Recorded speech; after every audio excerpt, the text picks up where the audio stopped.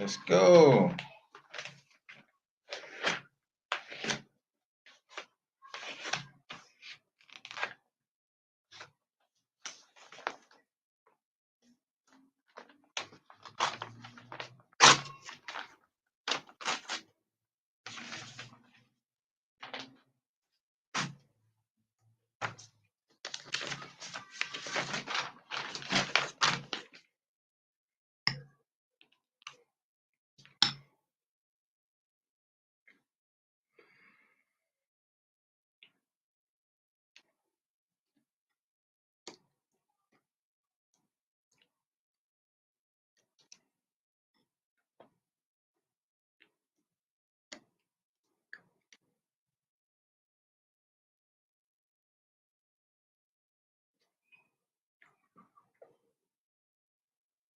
Chose to shop food one.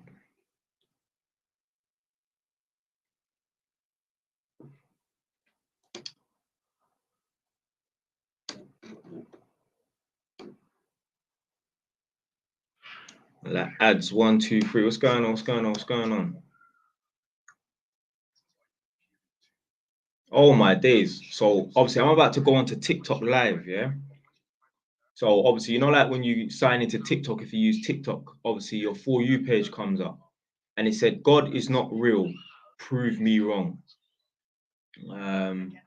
Oh shit, I read it wrong. Yeah, forget. Because what I was gonna say is, if people say God is real, prove me wrong. Well, it's not the job of an atheist or a non-believer to prove someone wrong about God. No, you have to prove that your theory is correct. How can I, as an atheist, disprove something that is not there, is imaginary? What is good money if 2,000 or 2,500 ain't? I mean, do you know what it is? Yeah, it's not that 2,000, 2,500 ain't that good, but honestly, there's so much money out here. Like, there's people right now. Yeah, what time is it? It's 9 o'clock. There's people right now. Yeah, leaving dinner, leaving some sort of restaurant, and they just blew 5 grand in one evening. Like it's nothing. It's pennies. Yeah. So like there's so much money out there you just can't comprehend. And we're literally working away like slaves for £300 a day, or some people on £150 a day, and they feel like, yeah, they're earning good money and that. No fucking way. No way. Obviously, it's good to, you know, appreciate what you have and that, but you must always strive for more.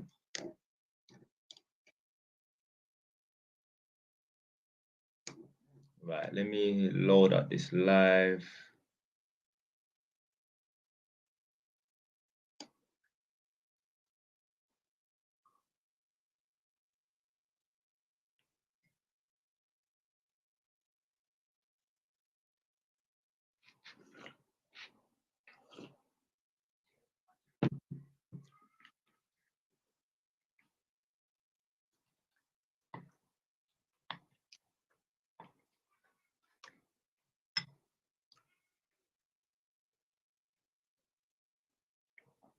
Oh, you're taking the piss now. It's 156 mil good a year. Come on, man.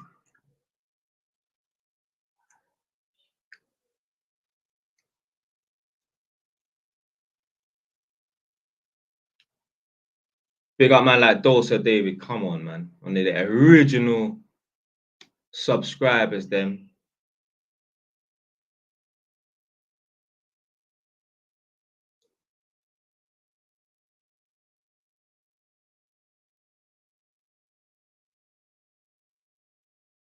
I said that's what I earn, you know. I know for a fact that you don't earn 156 million because, you know, although I respect myself highly. I have high self-esteem. No one who earns 156 million would be in my live stream. So therefore, you don't earn 156 million. You think Jeff Bezos or Elon Musk is in my fucking live stream to blood clot? No way. You think Michael Jackson is in heaven watching my live stream? Come on, man. I'm to you. Just a sec. Let me load up this TikTok live. Always go live on YouTube because YouTube is the priority. They're gonna ban me from TikTok. You watch. They're gonna ban me from TikTok. And this is the thing. I know the ban is coming, so at least I'm prepared for it. Nothing worse than waking up in the morning and your accounts are gone. This is the whole reason why, if any of you lot follow me on TikTok, and you should, because there's videos that come out on TikTok that you will never see, or there's videos that come out on TikTok that you're seeing now, like on YouTube, that they've been on TikTok for 2 months. Because I'm not gonna upload. I only upload 3 videos a day because I just think that you can overload and you can over upload and that.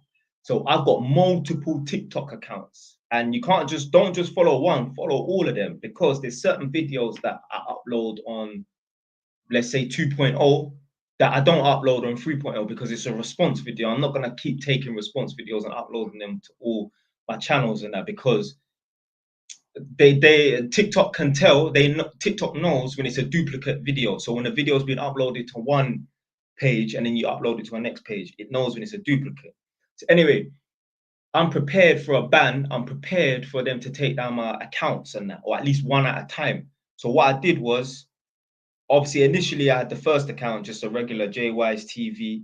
I uploaded a video talking about the mum that caused the son's murder, and they tried to take that video down. The mum was in the fucking comment section, like, everyone report this video. Everyone report this video on that. Bare people reported the video. They tried to take it down. I appealed it. It got reinstated. So anyway, what happened was, obviously, I was at my mum's yard and that, and I noticed the video disappeared. They said, yeah, we're removing this video and that. That's the first time I had any complaints or any, videos taken down and that. You can appeal it. So anyway, boom, it was like, I don't know, 11 o'clock, 12 o'clock. It was like 1 in the morning. I woke up or something like that, yeah, to get kebab. So anyway, I see the video had been taken down. So I appealed it. So I went to the kebab shop and I was thinking about it. I was like, they're going to try and take down my channel. So whilst I'm still in the early stages of development, let me start making more accounts. So I don't just have one JY's TV, I have two JY's TV, even 3 or 4. So that if, when, let's say, man, makes a lot of starts progressing and that, and then an account gets banned and that, what would you rather? Have an account that has 20,000 followers and you get banned and then you have to start a new account from scratch? Or when you initially started your first account, just start a backup account on the side and then you're building up both of them. Let's say you got one that even only reaches 15 and you got one that reaches 3,000 or something. The backup account reaches 3,000. At least if they remove your account, the first one that reached 15,000, at least you still got an account that's got 3,000. You got something to build on top of and that. Imagine going from 0 to 20,000 for them to delete your whole account, then you have to start from scratch. That will piss me off. So you know what? I said to myself, boom, I know one day my accounts are gonna get removed. So what I'm gonna do is I'm gonna have multiple accounts. I've got like 5 accounts. I've got JY's TV, JY's TV 2.0, 3.0, JY's TV Clips, JY's TV Reacts, JY's TV Fucking Your Mum, everything, blood, yeah? But yeah, jokes aside though, I got like 5, 6 accounts. No joke, no joke. And like, how much effort does it take to just take videos down from my YouTube channel and just uploading it? Just clicking buttons, pushing buttons. So yeah, that's what that's what I've done to be prepared for this ban, because I know I'm gonna get banned on TikTok anyway eventually.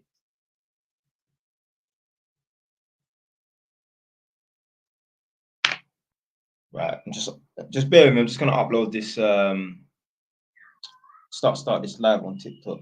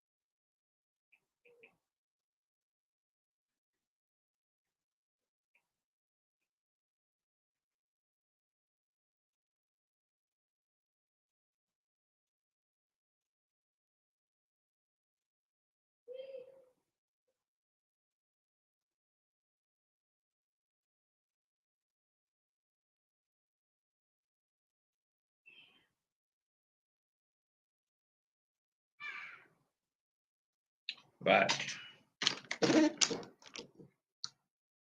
The fucking thing with TikTok, when you do the title of the video or the live stream, you only got 32 characters, so I'm fucking limited in what I can write as the title heading.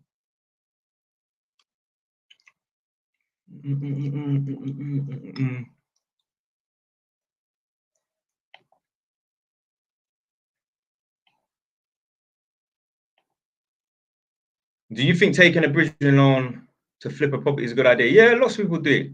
Yeah, man, it's definitely a good idea. Because how else are you going to come up with the cash to buy a house from auction? You can't get a normal mortgage. So yeah, you need to get a bridging loan on that. Yeah, the interest is high, but remember, you're buying a property to flip it. So let's say, for example, yeah, you're paying £1,000 interest every month. Blood, you would have flipped the house in 2 months. So okay, you've lost out on £2,000-3,000 worth of interest in that, but you've added 40 grand to the property.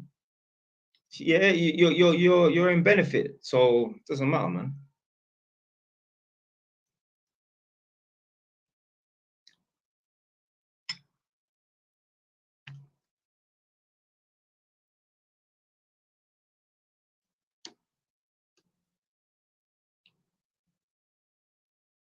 Someone asked, what's the topic? There's no real topic, but when I was walking down the stairs, I was thinking about obviously doing the live stream, and I just had a thought in my head.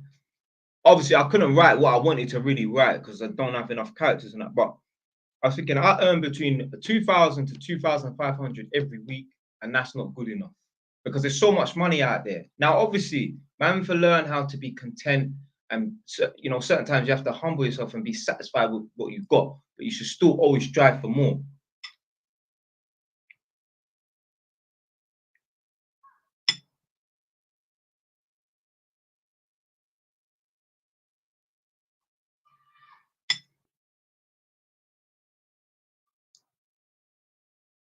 Right, this is a good one.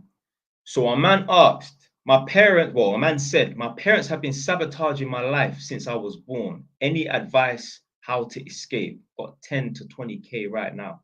I mean, you just got to, if it's that bad where you cannot live there, because and I don't like to talk about taking a toll on your mental health, but if it's that bad, go and rent in a room. Go and get a room share in that. But, if you was able to save up 10 to 20K, are your parents really sabotaging your life that much? You understand what I'm trying to say? Is things that bad? Because I've never heard of someone living a fucked up life that's got 10 to 20K saved in the bank. Tell me a crackhead. Tell me some drug addict that's got 10 to 20K saved up in their bank. Show me some homeless person that's got 10 to 20K saved up in their bank account and that. So is your life really that bad? Are they really trying to sabotage your life that much? Please explain. What is it? Because I know there's a lot of parents out here, they don't want to see us succeed. Trust me. Unfortunately, some of us have parents out here who they don't want us to do better than us. I've seen it. I've seen it. It could be anything.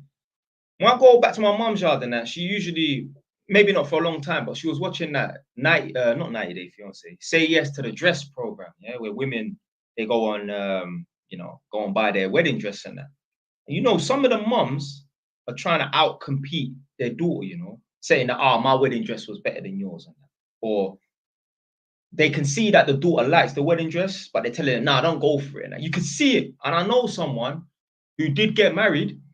And obviously, this program's in America, but I know someone that did get married, and they were saying that their mom was trying to steal the limelight on their wedding day and that. It's like, it's supposed to be your daughter's big day. Why are you trying to steal the limelight? So unfortunately, we have parents. Some of us have parents that try to quote unquote sabotage our lifestyle or our life, or they don't want us to do better than them. There's parents out here who are jealous of their children for what fucking reason, I don't know. I want my son to be better than me in every single fucking metric. I want him to be taller than me, better looking than me, earn more money than me, be more intelligent than me, be faster, stronger. Obviously, if my son tries a thing, I'll pick him up and smack him up and dash him on the floor and that, obviously. But still, I want my son to be better than me. This is how we got to the stage that we're at as a human race. Because on a long enough time scale, the more recent generations, the next generations outcompeted and were better than the previous generation. But obviously, the next generation obviously needed the knowledge from the previous generation and that. But if you're trying to sabotage your child's life and that, you obviously don't want them to be better than you.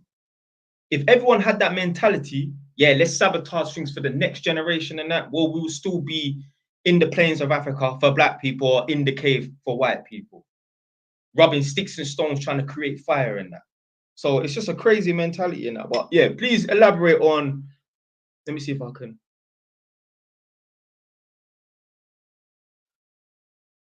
I'm trying to find if he's got a follow-up comment. Hold on.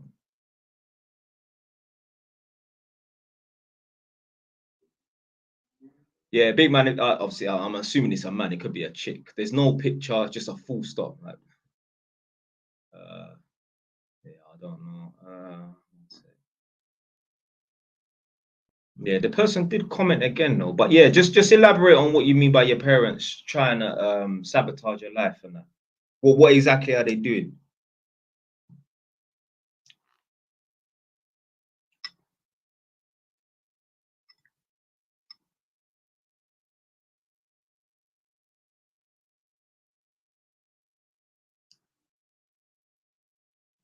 Right. Boom, boom, boom, boom, boom, boom,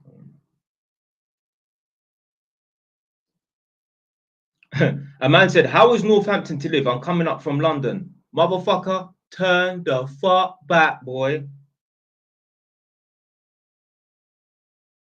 I don't like it. I don't like the people.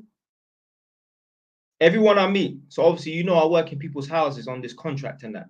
When I meet people who are from outside of Northampton, so a lot of like city people. So when I meet, sometimes I meet people from Birmingham.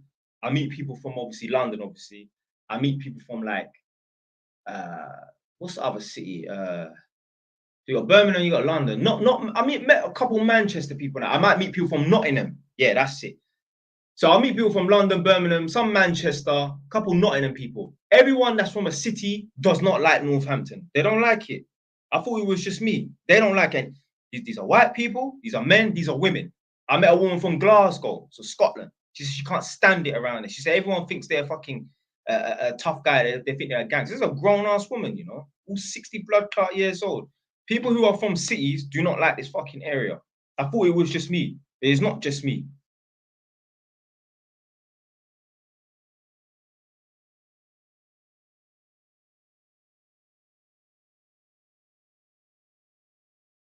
I said probably has some strict African parents who caught him smoking, bud, or drinking. Well, then yeah, but that, I mean that's not an excuse to sabotage your child's life and that. Do you watch any sports? No. Apparently England's at the Euros or something, isn't it?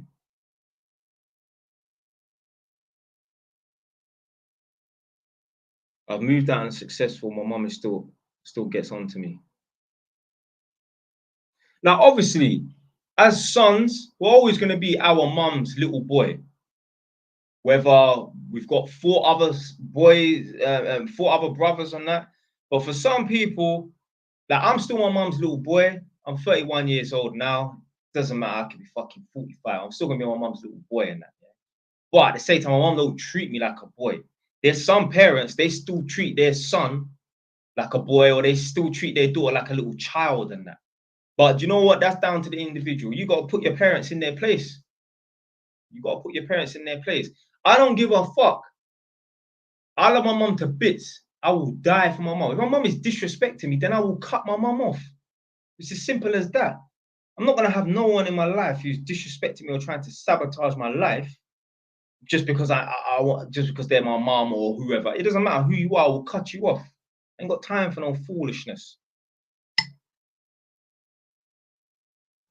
So you know what? If you're having problems with your parents right now, hey, you might have to temporarily distance yourself from them. Stop talking to them for a year or so they understand. You know what? Yeah, this person ain't gonna. My son, my daughter ain't gonna take no shit from me. But I don't need to take no shit from my mum because my mum knows what I'm like.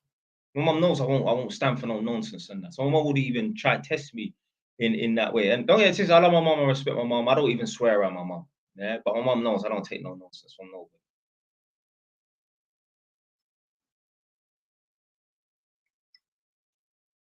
Right, let me see.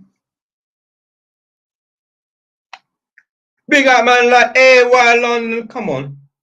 One of the original subscribers then from when man was doing them live streams back in the kitchen in during lockdown and that. And that old 21.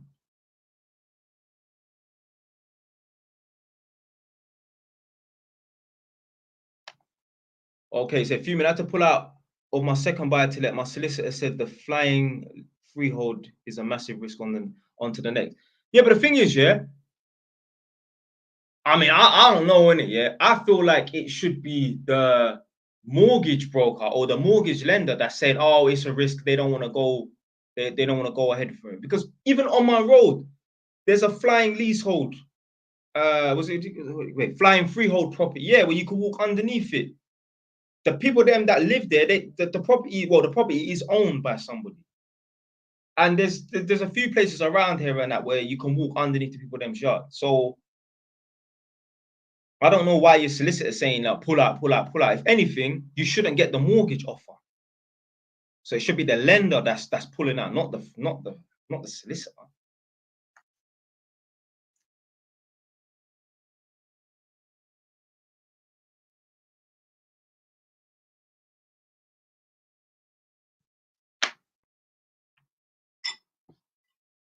Right, back to the comments.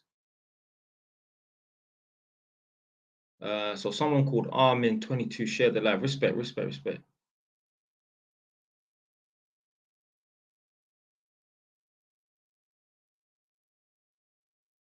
How can a man say, I woke up today and put a croissant up my dirt track, then fed it to my nan?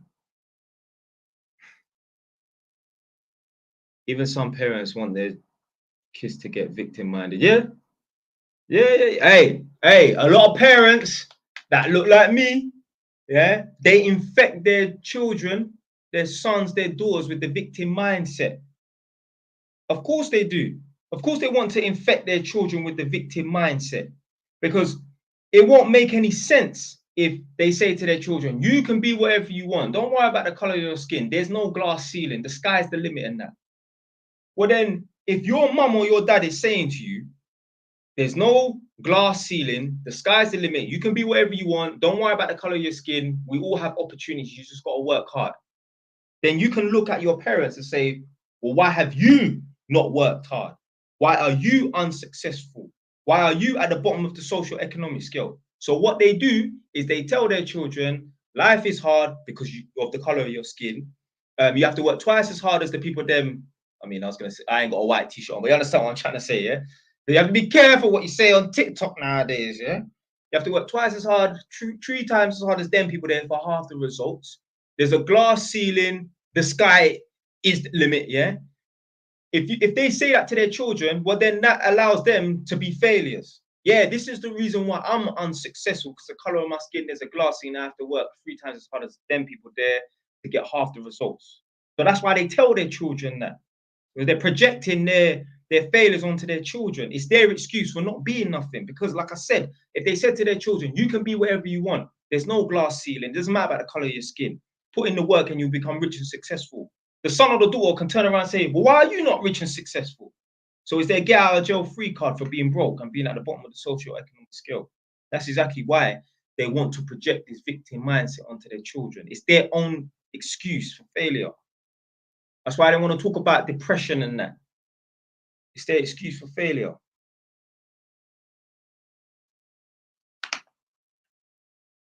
Right.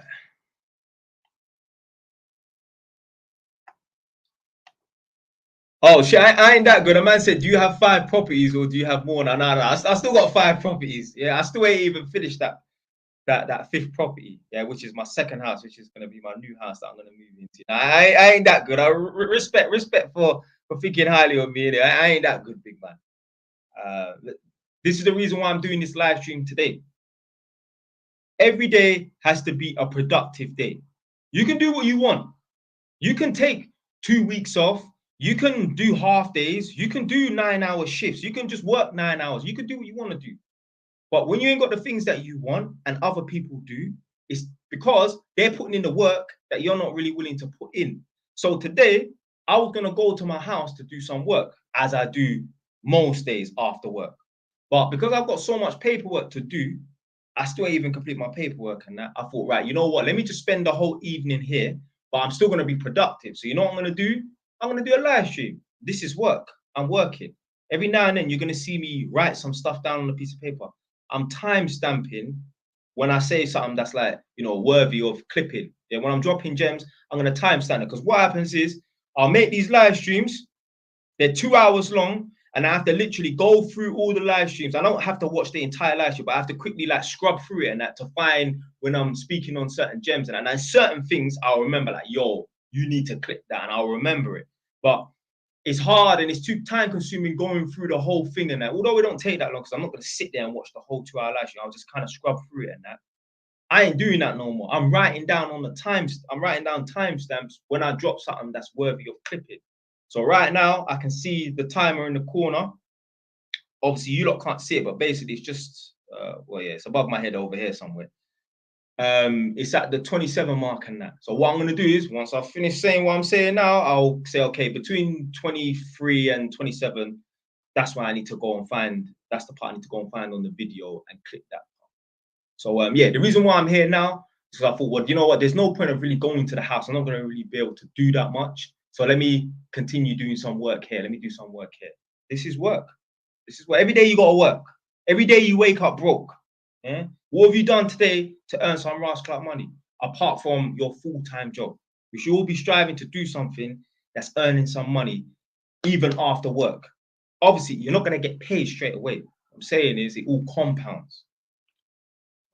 Yeah, got to click this part. So between 23 and 27. Hey, if you don't want to work hard, hey, that's up to you.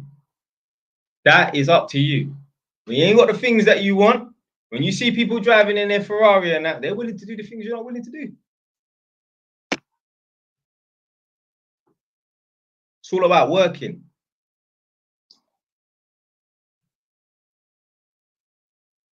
You don't have to work. You can go on holiday 6 times a year. That's up to you. But when you're poor and you're sitting in a freezing cold house, struggling to heat the house or struggling to put food in the fridge, it's because you've been going on them holidays and that. When you're struggling to heat your house and put food in the fridge and that, you're not going to give a shit about them fucking holidays that you went on. I know people who have hit rock bottom, yeah, in their life. And I said to them, you've been on X amount of holidays, all these amazing holidays at Santorini, all these places that JYs will never feature at, yeah? But when you hit rock bottom and you had £10 to last you a whole entire 7 blood clot days, did you think about that holiday when you were starving? No. Obviously, man and gal for create memories and that. What I'm saying is, when you're struggling in the future, you're not gonna give a fuck about them holidays, rude boy, rude girl watching this right now. You're not gonna care about them holidays. Like I made that video earlier, so I'm saying you don't need to go and check out all of my TikTok accounts. It's on 2.0, JY's TV 2.0. One you in the comment section of one of my videos must have said, you know, if you don't buy, you can buy, if you buy an Audi at 19, then, you know, you got an Audi at 19. You spent 20K on an Audi at 19. At least you get to say you had an Audi at 19.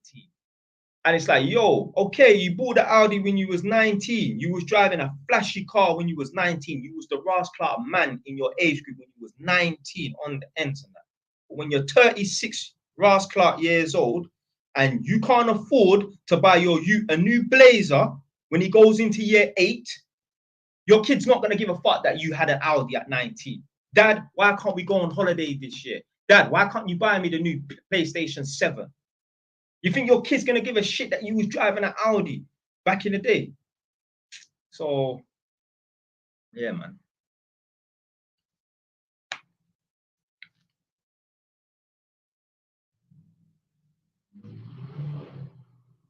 Fucking hell, that car's roaring, boy.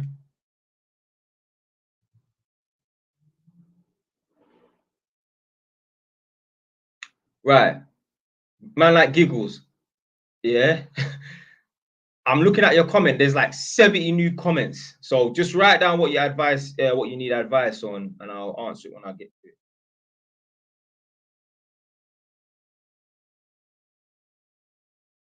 What do you think about making 5K a month after tax? Yeah, that's good.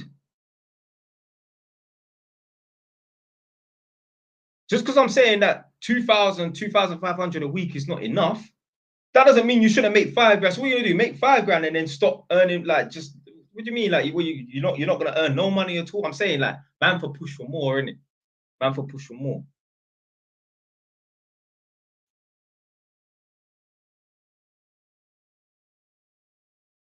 I earned 24K at 19. Yeah, that's good. Yeah, that's decent. That's decent.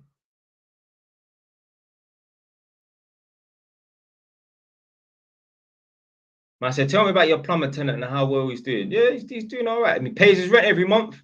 Pays his rent every month. So yeah, I met a plumber guy. He earns like £200 a day, and he only does one job. He works 2 hours a day, earns £200 a day. How the hell is 2.5K a week not enough? Clearly, you need to manage your money, lad. Nah, nah, nah. It's not. It's not even that. I do manage my money, but what I'm saying is there's more money out there.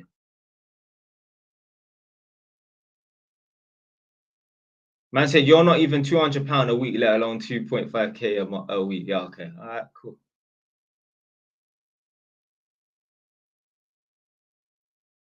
Man said, I feel like this guy is lying, you know. Oh my days. Best advice, best advice you ever got. I mean, throughout my whole life, I've been surrounded by fucking idiots. But the one time where I did get some good advice from a fucking idiot, yeah, a man said to me, this is regarding driving lessons. He said, let's say it's January at the moment. He said, don't just do driving lessons without a goal in mind. In January, book your driving test for April so you have something to work towards. Because if you don't book a test, you're just going to be doing driving license and you have no deadline. You need to set yourself a deadline. So book your driving test for April or 3-4 months in advance and work towards that so you can crash out the driving lessons and that so you have something to work towards. And I was like, you know what? I always remember that advice. Now, this guy is a fucking idiot. He's a fucking idiot. He's such a fool. But that was the best advice I've ever heard him say. Yeah. And that's one of the best pieces of advice I've ever heard in my life. And obviously, buy a house before you buy a car. One old Jamaican man. Well, he's not. Well, he's old now, but he weren't really old at the time. Probably like 50 at the time. Yeah, his name's Perry. Big up Perry. He said, buy a house before you buy a car. And obviously, that doesn't mean you must walk everywhere or cycle or roller skate everywhere until you can obviously buy a house. But he basically meant don't buy no flashy car until you got your own roof over your head.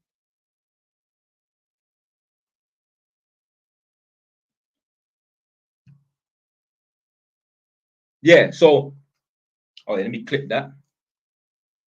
So this mole guy is basically saying he probably has investments to make that much. Electricians make max £300 a day. Yeah. So I get paid just a little bit over £300 a day. Now, obviously, some days I have some shit days where I've only done 3 jobs and I don't care because I'll just go to my house and do work. I'm always busy. But yeah, I earn like £300 a day. So I earn £300 a day basically. So 300 times 5 is 1,500 times 4 weeks. We're at 6 grand. Yeah. My properties generate 3,000 a month. It's not £3,000 profit, but it's still £3,000 a month. So basically, I'm on like 9 grand a month, and if you divide that by 4, you get between like 2,000, 2,500. So that's where I come up with that figure: 2,000, 2,500. What car you got? I got one 09 beat up Ras Clot Honda Blood Clot Civic. How much did you spend on your first property in Notts? It's not Nottingham, it's Northampton.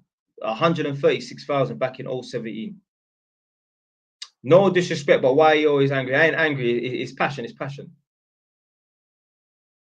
Right, yo, JYs, I've got level 3 18th edition, but no experience. Best way to get experience. I don't know anyone.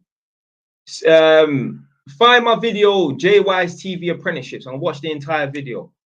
Send me an email at jystv. Sorry, send me an email at jystv@outlook.com. So that's jystv at outlook.com.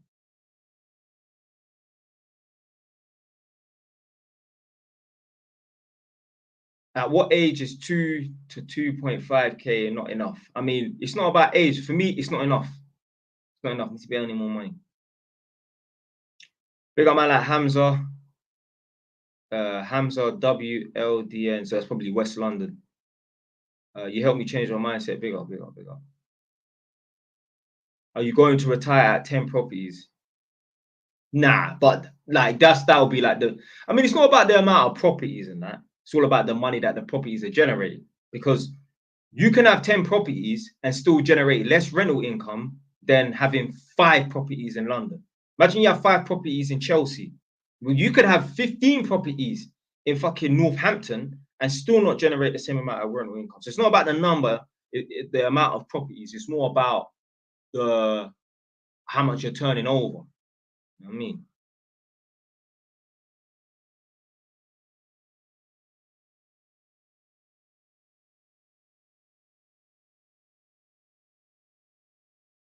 How do you? So someone said, how do you escape the matrix? You mean matrix is in like the rat race and that? I mean, you got to do what the average person is not willing to do. So you got to start your own business. You got to work extra hours. You got to own multiple properties to bring you an income where you can not have to work and that.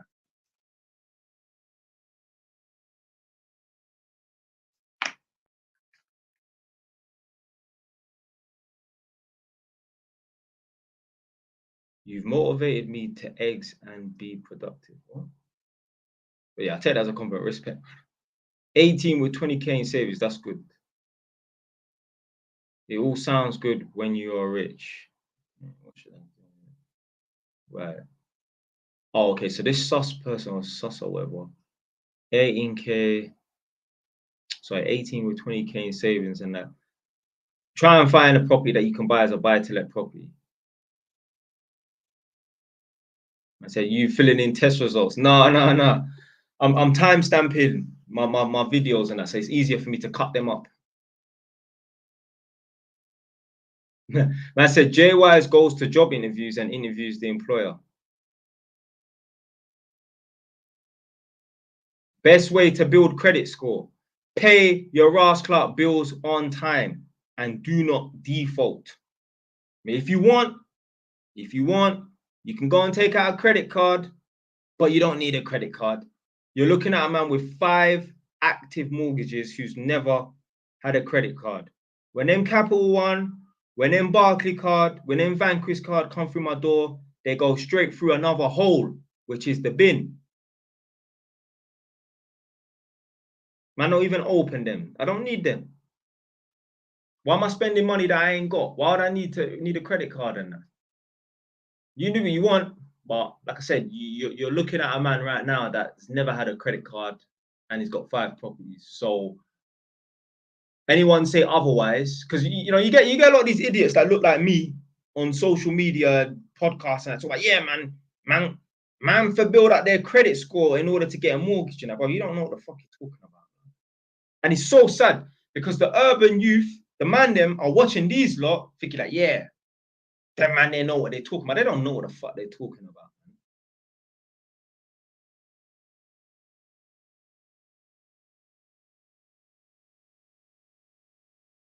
Man said, you don't know when your time is up. You know, I'm going to talk about that.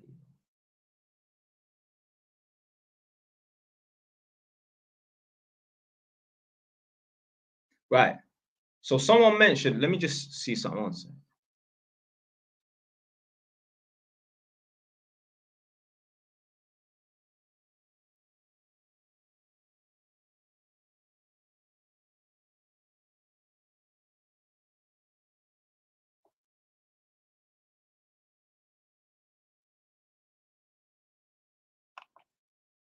Big on man like Daco. How do you rate your work on EICRs? Also, do you do commercial? What do you mean rate your work on EICRs? Do you mean like price up? But anyway, I don't price up. I work for a company. So I don't price up jobs if that's what you're asking. Anyway, this is what I wanted to talk about. That tea's cold now, boy. Anyway, this is what I wanted to talk about. So I saw a post the other day, and I'm gonna do a proper full-length video on it. And basically, the post was this: you can either have the opportunity to know the day and the time you die, or you can have the opportunity to not know. So you can either be presented with you can be told when you're gonna die and whatever and that, or you can choose not to know. And obviously, most human beings right now, yeah, would think, fuck it, why would I want to know when I'm gonna die? Right, on this day at this time, this is gonna happen. Like, man, sitting there waiting. Like, fuck, man, be paranoid that day. You wouldn't want to leave the fucking house and shit. Yeah? But then I thought to myself, that's actually the opposite of what a man would do. Now, if you're a woman, you can get away with, oh, I don't want to know, and all this bullshit. And you're a fucking man watching this right now. Yeah, listen to what I'm saying. As a man, let's say this was a real situation, you could find out when you're gonna die and that. Do you know why? Because as a man, more than likely you've got children. Imagine just suddenly leaving planet Earth without making any preparation for your children and that. Like, imagine, yeah, you could have the opportunity to let your children know and make sacrifice and make preparation and that for when you die for your children and that. So imagine, like, you're gonna pass away all of a sudden without putting things in place, and then your children are just gonna leave you. You're just gonna leave your children. Like, you ain't put nothing in place for them. That is a very cowardly thing to do. As a man, yeah, you'd be like, okay, cool. I want to know, not for yourself and that, so that your children don't go hungry. Your children are set. Your children are patterned on that. Rather than one day daddy leaves for work and he never comes back and it destroys the whole fucking family. So I'll make a full-length version of that video. But yeah, I thought that was quite interesting. When I saw that, I think it was a post on like the Shade Bar, and I thought, yeah, let me save that as a screenshot and then talk about it properly. So yeah, man. Most people, when they die, they don't have nothing in place. They have not made no preparation for their loved ones and that. If they have a wife, the wife is left with nothing. Or if they have children, the children are left with nothing. No, as a fucking man, you make sure the people them that you're looking after are patterned even when you're not about.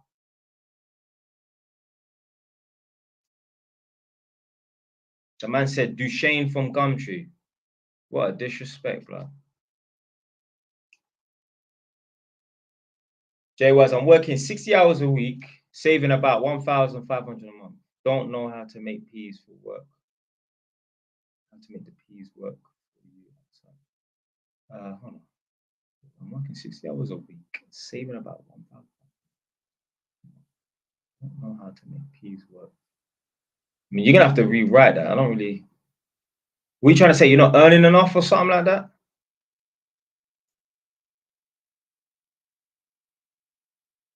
Well, I have a lot saved, but taxes on rental income in Ireland is so high. Oh, you're viewing from Ireland, yeah? Okay. I'm from across the water. Do you make 2,000 a week after tax?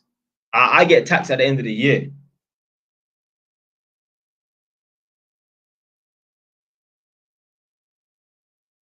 Do you have problems with your tenants? Zero, none. Man's never had no problems with no tenants, blood.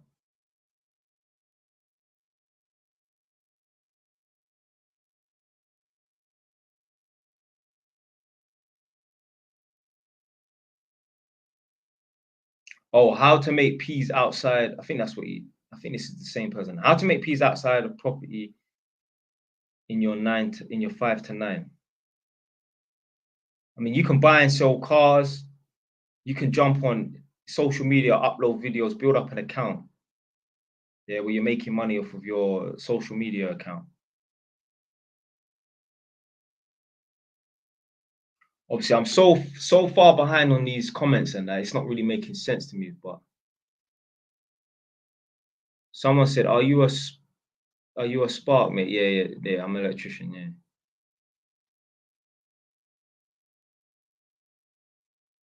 2,000 a week is more than enough. Thoughts on mortgages? Well, yeah, I got 5 mortgages, so yeah, I'm pro mortgages still. How many hours do you work in your lucky job? I mean, probably about 6, 7 hours and that. But obviously, I still got paperwork to do in that, innit? So it is like 9 hours. Man, like Hamza said, big up.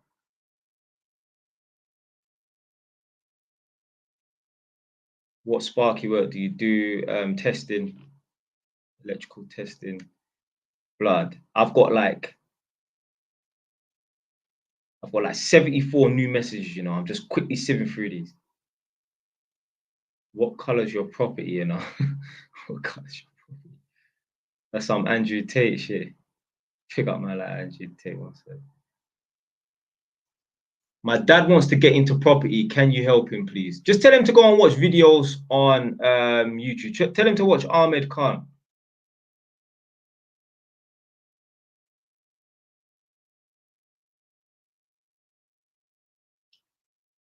What would you do with 10K?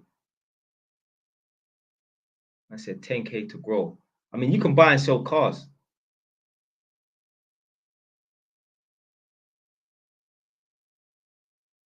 Me personally, I would love to start a business. I just don't know what business to start. But yeah, I'm due to start a business, some sort of business. I mean, it could be buying and flipping houses and that, because I do buy properties, but I don't flip them. I don't sell them on. How much deposit do you put down on average per property? I mean, obviously the most recent ones have all been like, apart from this most recent one, but the ones before that have always been like buy to lets and that. So I've been putting down like 32 grand as a deposit.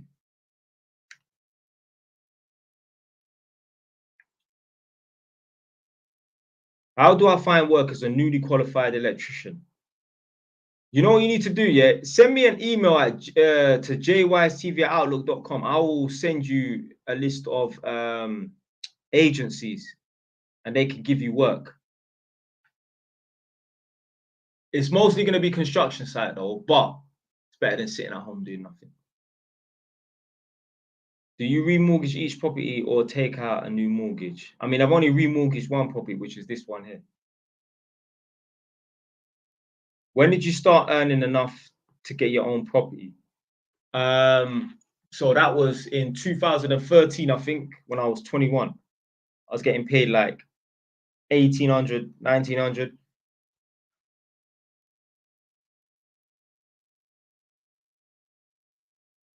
Ah, big up Mona, my sister-in-law still. Right.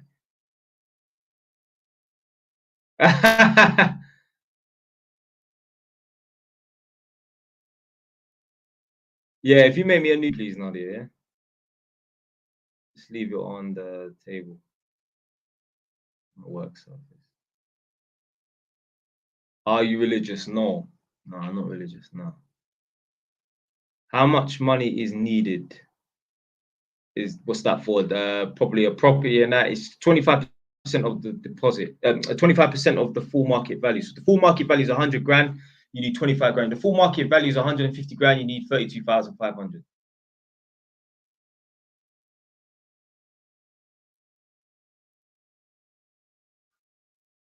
There's so many comments, it's not a joke.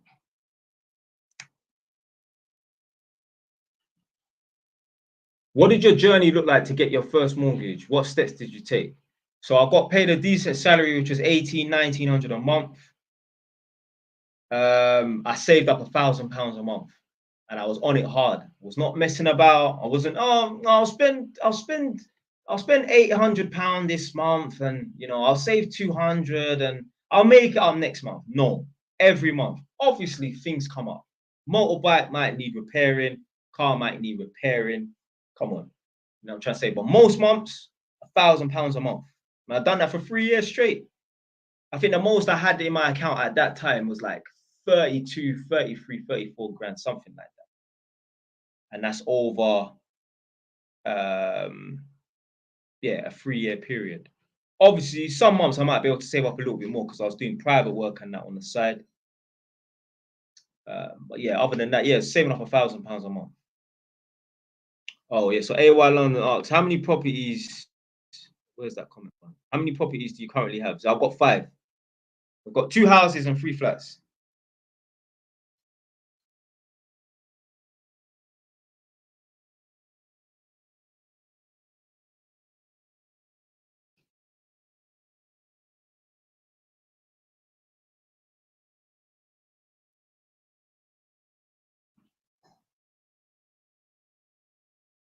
How do you deal with the tenants? Well, obviously I have viewings and that, and the viewing is not for them just to see the property, it's for me to view them. And when they come in to view the property, I tell them within 5 minutes, the rent, let's say for example, is 450. Yeah, you need to also give me a 450 deposit. So it's 900 in total. If you fail to pay the rent, I will serve you your notice and you have to leave. If you are afraid to speak to them in that way, you don't have to be rude about it. If you are afraid to talk to them like that or say that, well, then you've already lost. Before, what I was doing is the people will phone me. I want to come and see the room. I'll say, listen, 450 plus 450, for example. If you don't have £900 in your possession, don't even come. Don't even come. Don't waste my time. Because I had it too many times. These idiots. It's in black and white. On the ad, it's in black and white. 450 plus 450. You need a £900 deposit. They will still come and say, oh, can I just give you a £100 deposit? No. No. I don't want no. I had a girl do it the other day. Yeah, I forgot to tell her on the phone, but to be fair, I actually stopped because I realized that nobody's coming through the door. Yeah, I'm thinking, fuck it. I'm gonna have to just tone it down. Not with the if you fail to pay the rent, I'll serve you notice. No, that ain't never changing. That ain't never changing. Rude boy, rude girl, watching this right now. What I'm saying is the don't turn up if you ain't got £900. That won't work it. Yeah, certain people they just weren't even coming through the door. So I was like, fuck it. Anyway, one girl came the other day to view the room. And she's like, oh, can't I just give you £100? I said, no. I was like, do you have £900 to give me? And she was like, well, I've got 300 and plus 4. I've got the 450 and I've got about 200, 300 and that. I was like, listen, you're going to have to go and borrow from some family and friends or you ain't getting this room. I never heard from her again. I hate fucking dealing with being around broke people. How the fuck do you not have £900 in your account? Wasting my time.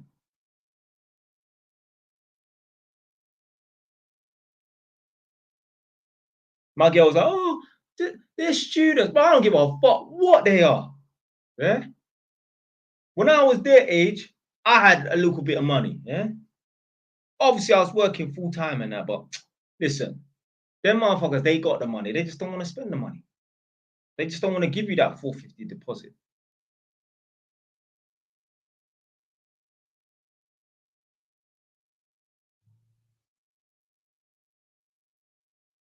Right. So someone called Princess Paris, yeah, big up. It said, hey, big up, big up, big up. Is fire alarm engineer good trade? Yeah, them man, they make good money. Yeah. Who you voting for? Nobody. I'm not voting for nobody.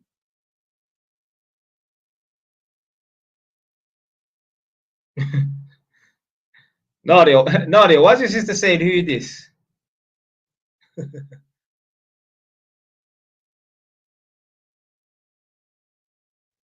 Right, JY's.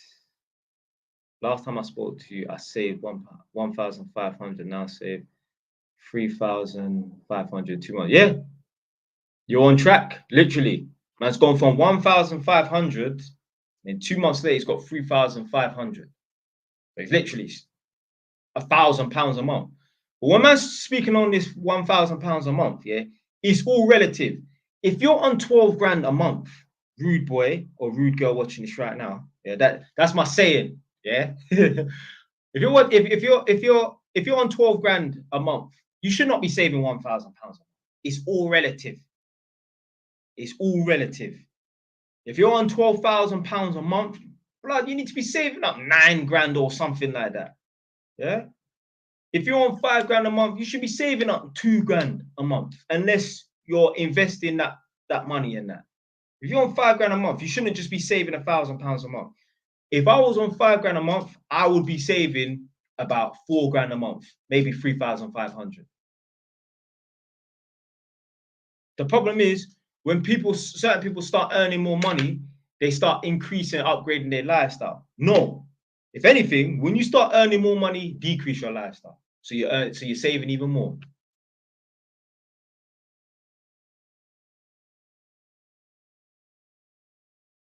Right. Tea's probably ready. One sec. Yeah, thanks for the tea out there, yeah? Yeah, I got it.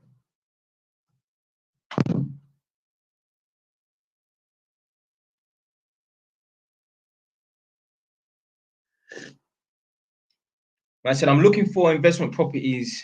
Northampton, is Queen's Park a good area to invest? Yeah. There's, I mean, the only places you might want to stay away from in Northampton is King's Heath. Yeah, don't buy no properties around Park Drive or Park Walk. Don't buy no properties around there.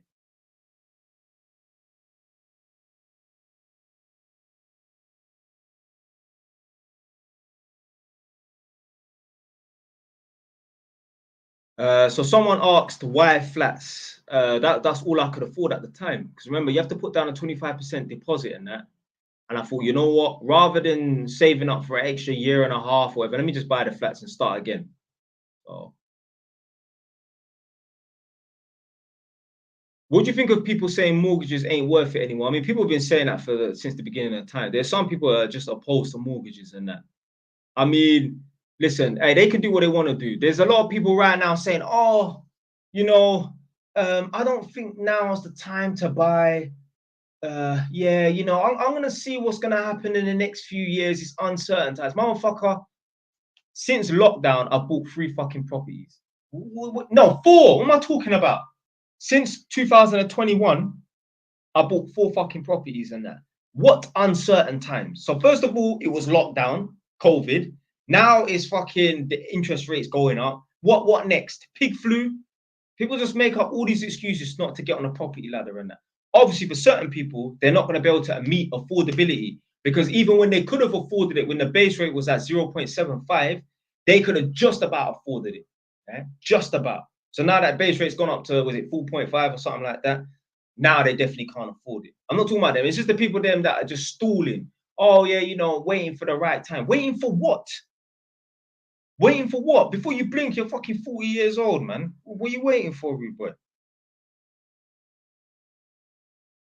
So a man said, thanks for that advice. What's the best way to deal with neighbors that bun weed next door? All you can do is just ask them to like, yo, can you smoke it somewhere or smoke it somewhere else? Can you smoke it in your house? And that? There's nothing you can really do. I mean, you can beat them up if you want, yeah, but what can you really do? But you bet just say something. Just say something, man. You never know. Look, at the end of the day, you ain't gonna stop them from smoking because they are an addict. They're addicted to smoking weed. But wouldn't you rather know that you said something, and even if they chose not to listen, rather than sitting there and it's just pissing you off. I'm telling you, you feel much better even if you say something, even if they don't do nothing about it or they continue doing it. It's best to just say something. If it's really affecting you that much, hey man, you got to speak up, man. Stop avoiding confrontation.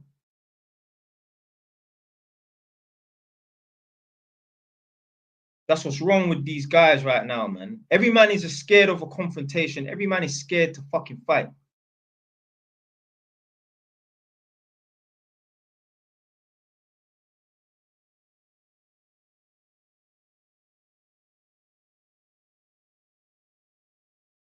I'm moving to a new house, yeah? I haven't even moved in. And I've had about 4 issues with people already. Because you can't talk to me.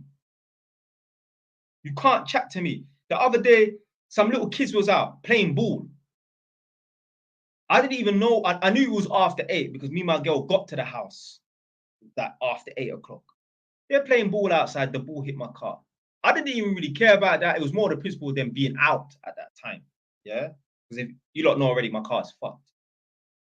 So I told them, do not make that ball hit my car again.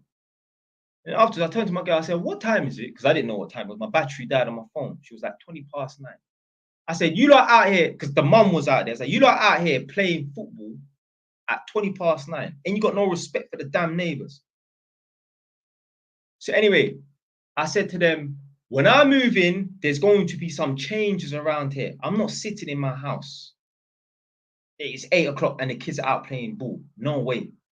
No way. I will impose a curfew on that estate.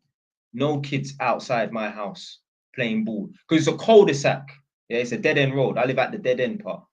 No kids outside playing at a certain time. It's not happening. It is not happening. I'm not having it. They're going to learn there is a maniac on the fucking block. Yeah. People around here, they know me. Yeah? They don't even know my name. They know me. They know that guy that lives at the top. He's a serious man. You go to his house, he will whoop your fucking ass. You come to my house talking shit, I will beat you up. It's been done before. Not having no... Because the thing is, if anyone should be misbehaving, it should be me. I'm the fucking Jamaican. Yeah? If anyone should be bunning weed, playing loud music and being a goddamn nuisance, it should be me. And I don't do that shit. So there's no way I'm putting up with people acting up. He said, what if they say no? Well, I mean, you can't really do nothing about it, but at least you tried. Yeah? At least you said something. Yeah? Sometimes you're not always going to get the response you want.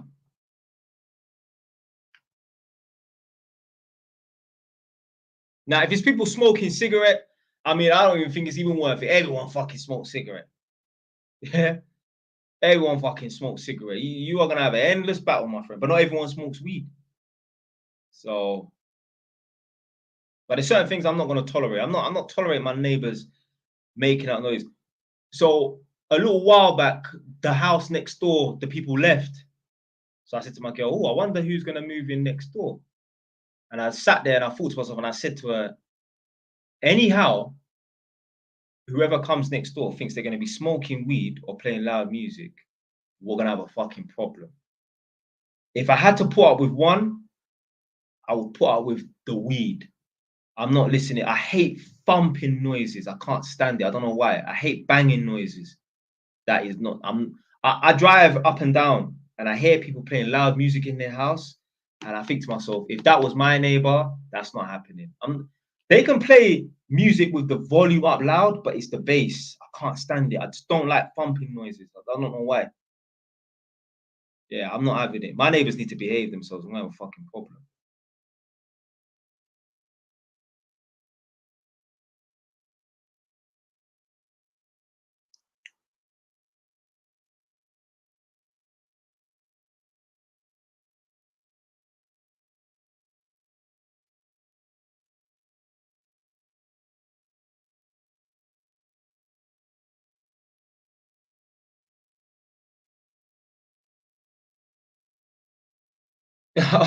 Right, Nadia, I just see that comment because obviously I'm so far behind.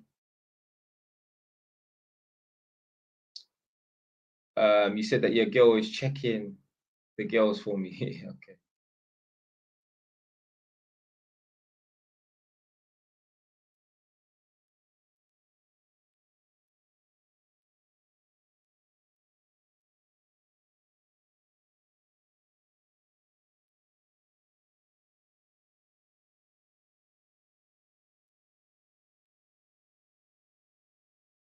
What's the tax rate on your rental income? I don't even know, you know.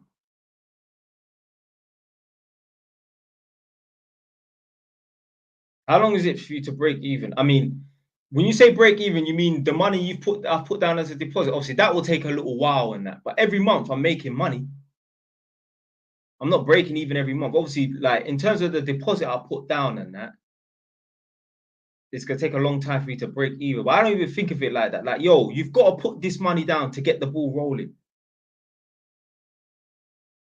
I never worry about interest as well. You know, like some people, like even a man, big up man like Dose of David, or was it Dose of David? Was it Dose of David? I can't find the comment. Oh, yeah, it's talking about the interest rates for the bridging loan and that. Me, I don't worry about interest rates, paying interest and that. I think about the bigger picture. Am I going to be richer at the end of this venture? Yeah, this business venture. If the answer is yes, then I don't give a shit about no business, no interest rates. I don't care.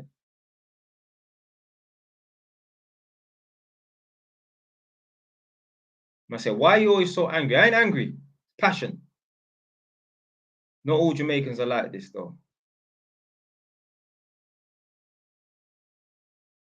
Do you believe in online businesses?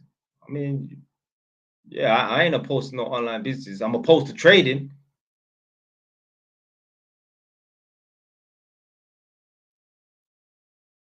A man said, come live next to me, bro. I need some good sparring, my G.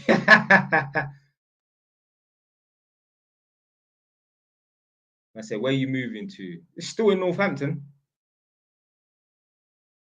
How do you become a landlord how do you become a landlord? I'm 21. What's the minimum you need to start? You need a 25% deposit of whatever value the property is. So if it's the property is 200 grand, you need 50 grand. The property is 100 grand, you need 25 grand. The property is 150 grand, you need 32,500.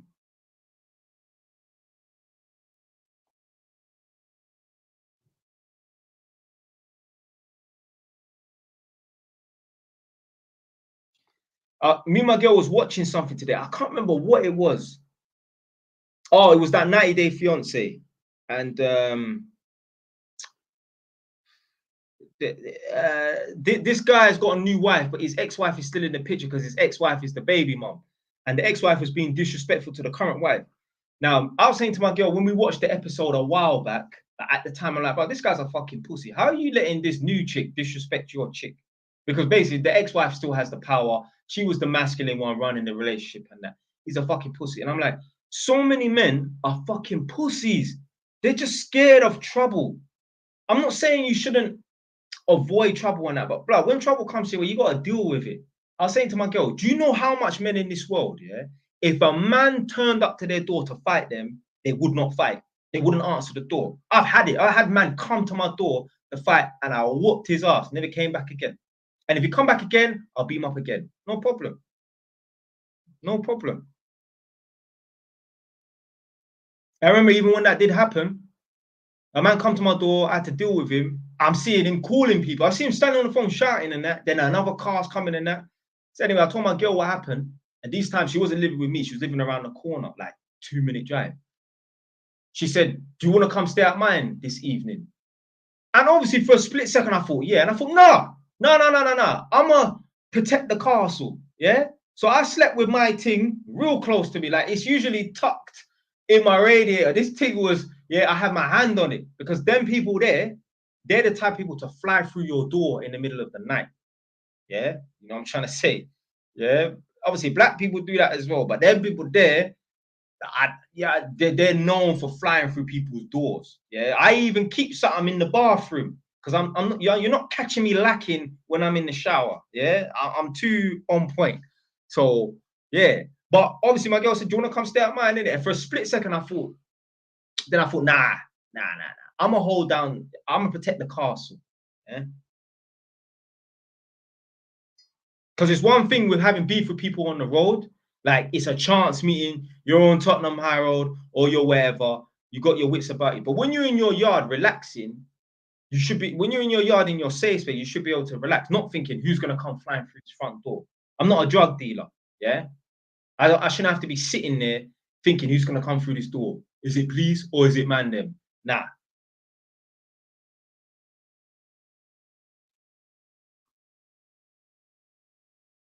But a lot of guys, they are afraid to fight.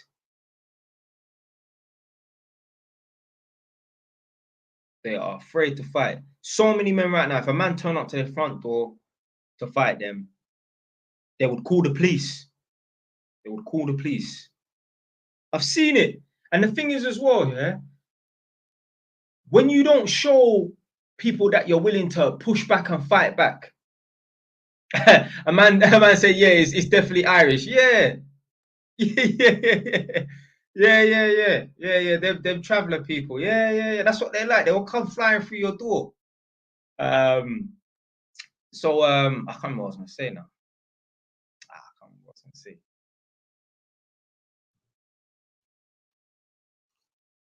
What was I saying? You lot should be listening.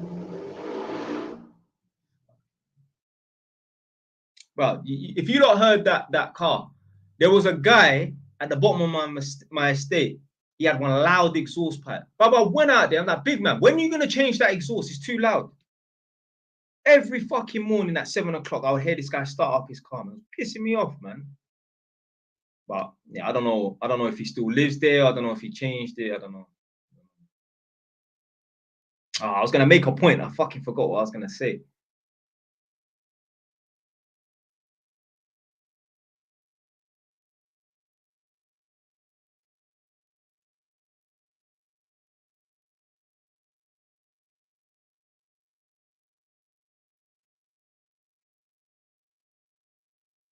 No, they stop liking the live, man. They're not genuine live likes.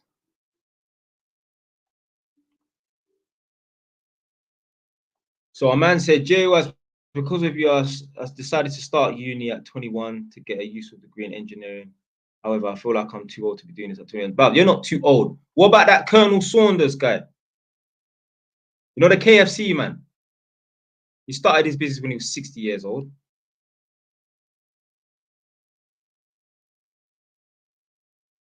Man said, I saw the video where you G-checked the guy revving his bike. Oh, is that what G-checking is? I thought G-checking was like, what ends are you from? Oh, so G-checking is sticking it on, man. Okay. I thought it was just, what ends are you from? I thought that was G-checking. See, I'm an old man now. I'm not really up to date with this thing. Yeah? Yeah, man, I'm a fucking idiot, bro. I'm making a video and he was pissing me off. He was fucking pissing me off, that boy. Disrespectful to the neighbors, man. No one wants to hear you revving up that bike. Man, sitting there 9 a.m. in the morning, you know, in neutral. Imagine, I'm the bike man as well. I ride a bike. You would think if anyone's going to be more tolerant of it, it would be me.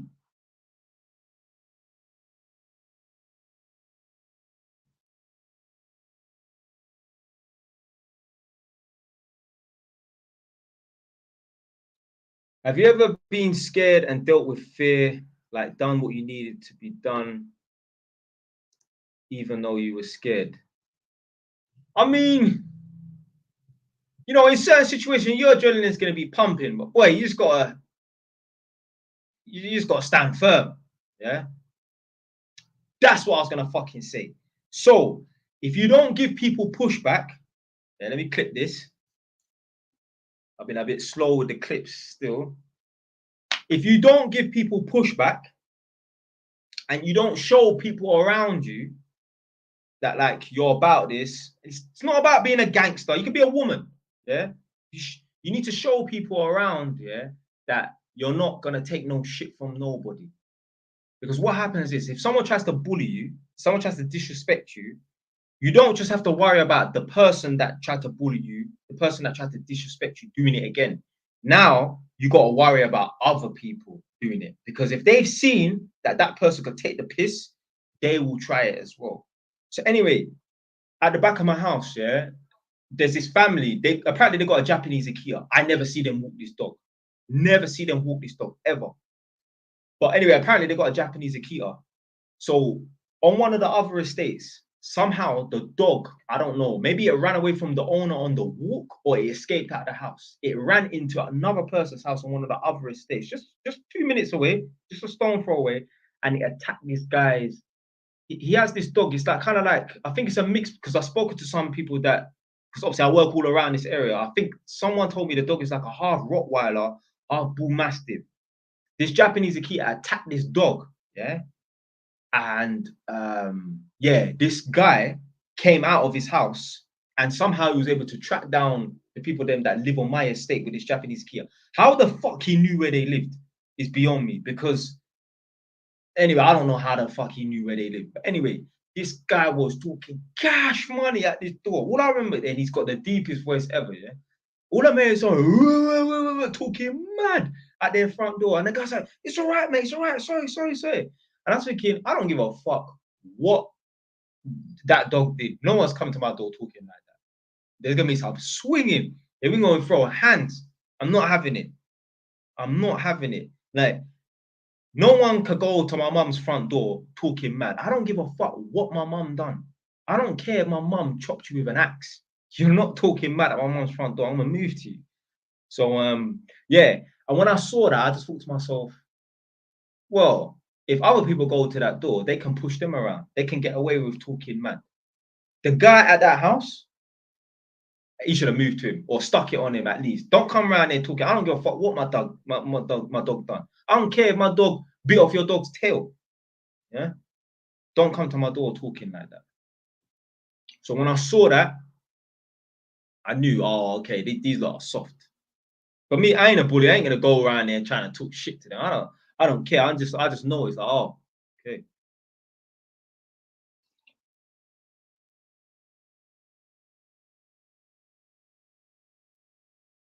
Right. Let me check the comments because the comments are.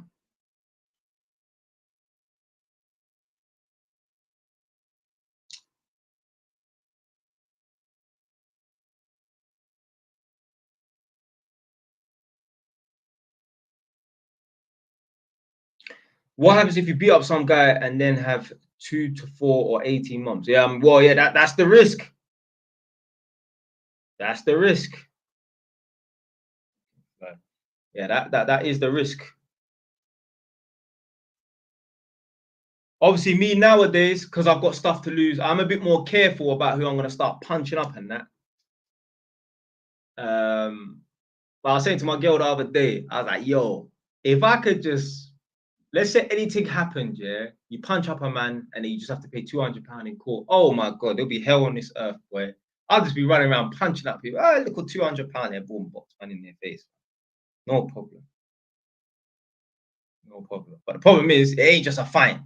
You could be doing time behind the door. I got too much to lose. So I'm a bit more careful when it comes to putting hands on people and that.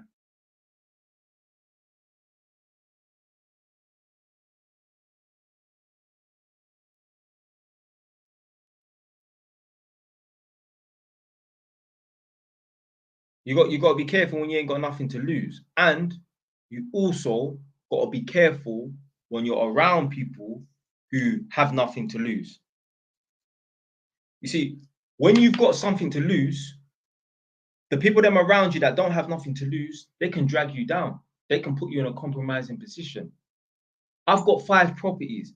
I can't be going to those ghetto ass fucking barbecues in Walthamstow or Leighton or fucking Tottenham or Clissold Park, yeah, in Hackney. I can't be doing that shit. Well, for someone to pull up and start shooting in that. No. Look at that poor girl, the black activist, yeah, Black Lives Matter. The chick was at a party in Peckham, stray bullet hit her in the head. Now she's disabled and that. This is what happens when you hang around with these ghetto ass people and that. You get hit with a stray fucking bullet. So I've said it in videos before. I don't want to live next to no council house and that. Not because that property is owned by the council. No, I don't want to live next to anybody that has nothing to lose. Imagine you're around a man that truly does not care if he lives or dies. Imagine you're around a man that doesn't care. He truly doesn't care and he means it if he does 25 years in jail tomorrow. He doesn't care. He feels like he has nothing to live for. Or imagine being around someone that has 2 days to live and they're in full health. You better be careful. Motherfucker will put an axe in your back. Yeah? You got nothing to lose. Yeah, you got to be afraid of people that ain't got nothing to lose. They don't give a shit. I don't want to live next to nobody that ain't got nothing to lose. They don't care. Someone who don't have nothing to lose will set their council house on fire, hoping that it spreads to yours because yours is a own property. They don't give a shit. It's not their house. It's a council house. They'll get relocated. All right, your insurance will build back your house and that. What about all your prized possessions and that things that money can't buy back? Big up one of my cousins. He lived in Tottenham when the Tottenham riots was going on. They saw the trouble was coming close to their house, their flat, decided to leave. Next thing you know, they're watching the news. My cousin's flat was on fire. Yeah, imagine seeing your flat block on fire. This is on Tottenham High Road itself. Right now, on Tottenham High Road, there's a Sports Direct, a sports shop. My cousin used to live above there. It used to be Allied Carpets, the carpet shop. I think they've gone bust because I ain't seen Allied Carpets in years. This is in 2011, August. I wasn't about because I was in prison. Yeah, I was on. I went on road. I fucking missed it, man. I regret being in jail back then. But you know what? If I wasn't in jail, I would have been in jail because bare of my friends went to prison. When I came out, most of my friends were in prison because everyone got caught for the riots. Anyway, my cousin lived above Allied Carpet Sports Direct, where Sports Direct is now Tottenham High Road, where Tottenham High Road meets Lordship Lane. Watching the news, see your flat block on fire. All these football trophies and that, certificates from school, primary school, secondary school, college work, all gone. Obliterated in the fucking in the fire. It's crazy, man. Crazy. You don't want to be around people who ain't got nothing to lose, man.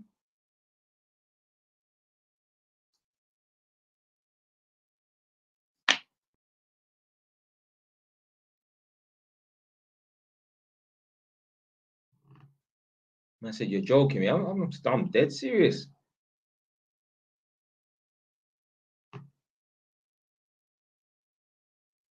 Oh, I think my man's talking to this. There's a chick. Big up Naz Brownie. Enfield is good.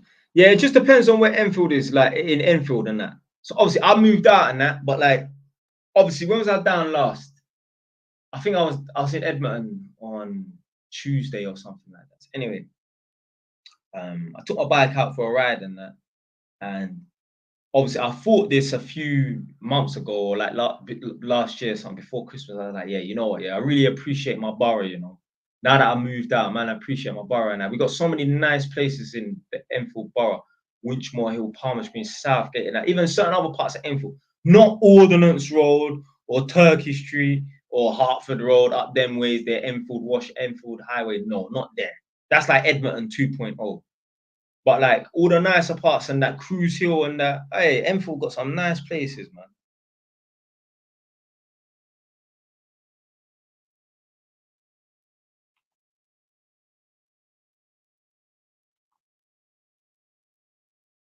So someone said, how long do you think the HMP Wandsworth prison guard will get? I don't know. Does she deserve to go to prison? No, I don't think so. You don't need, listen, the only time you need to put people in prison is when they are a danger to other people. If someone is doing foolishness, then just give them community service. Give them 1,000 hours community service. She does not need to go to prison. Now, maybe if you're smuggling drugs and that, that's different. When you're committing serious crimes and that's maybe different. But if you're doing some sort of, yeah, hey, she don't need to go to prison. I can't find the video. All right, so Carson, yeah.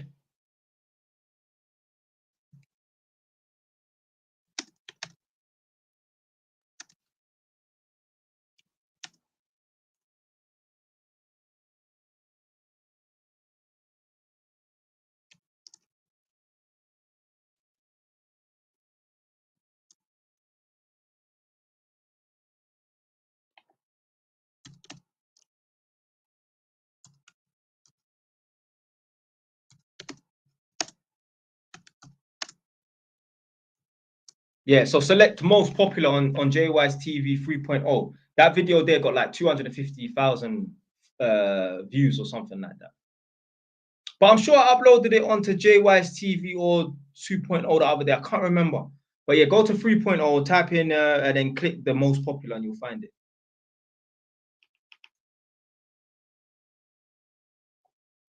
Part 2? There ain't no part 2. Nah, there's no part 2. But yeah, I don't think she should go to prison. What for?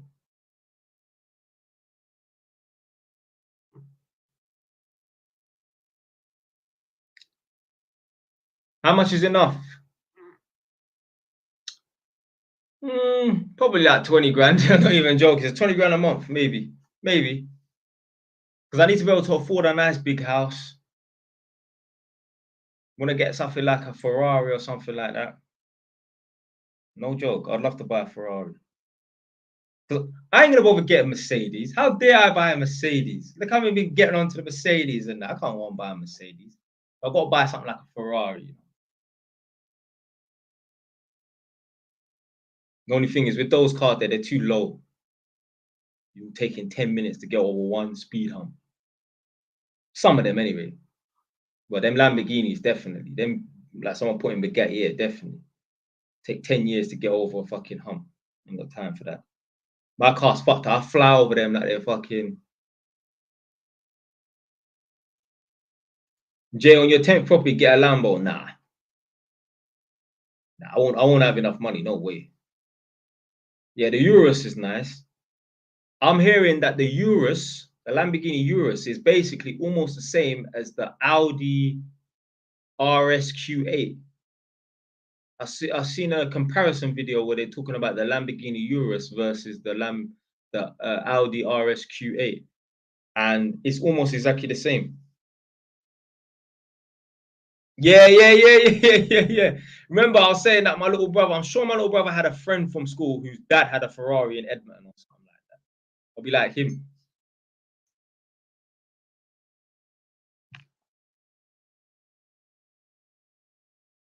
Is 80K flat enough to get on the ladder? You trying to say is 80K enough to get on the ladder? Yeah, yeah. Because it doesn't matter how expensive the property is really. With 80K, unless you're talking London, with 80K, you should be able to buy a buy-to-let property. Yeah.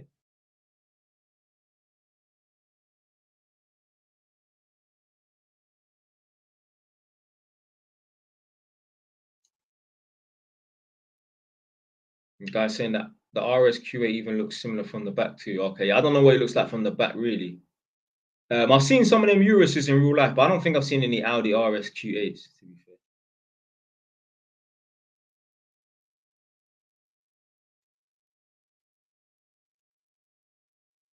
Okay, I think I remember you saying something, about they wanted to charge like 20. Was you the person that said they wanted to charge like 25 grand to do a fucking course?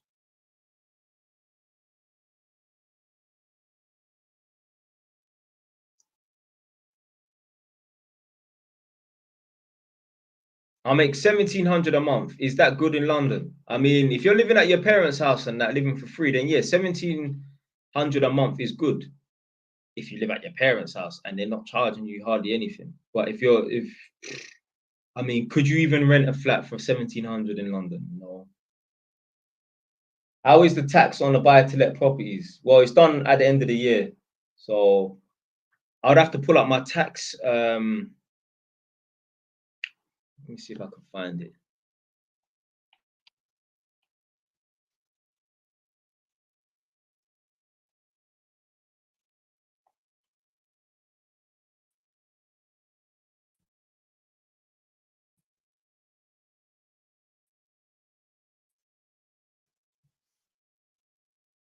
Whenever I want to see.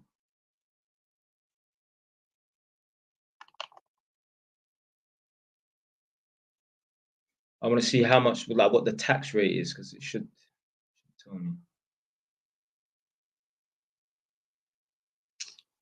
Yeah, it doesn't tell you the percentage on this. So when I'm looking at my self-assessment, it just says profit from UK land and property, and at the time it was only 8,000. So I profited 8,000 in 1 year, and I think that was just when I had one rental property. But it doesn't tell me how much that it was taxed at. Hold on. No, hold on. It might actually say at the bottom.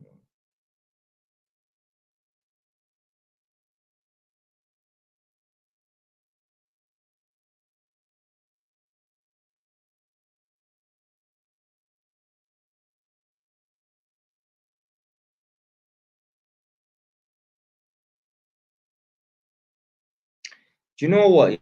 Yeah, I think so. Let's say like the way I'm reading this here, the profits that I get from UK land and property, quote unquote, it just gets added a bit like a. I think they take it into consideration that they add it like it's supposed to be like a dividend sort of thing, so it gets kind of taxed that way. I'm not 100% sure, but that's the way I'm seeing it though.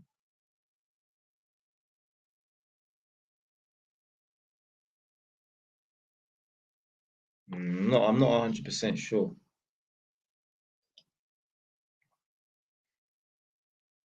Someone's quoting me back again.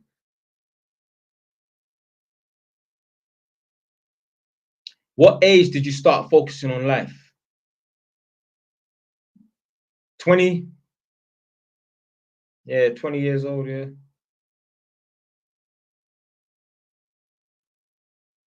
How much is the property you live in worth?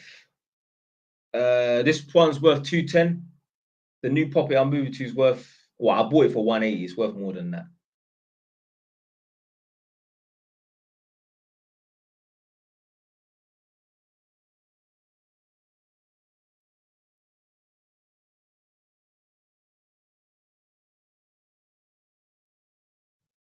Do you think looks matter as a man?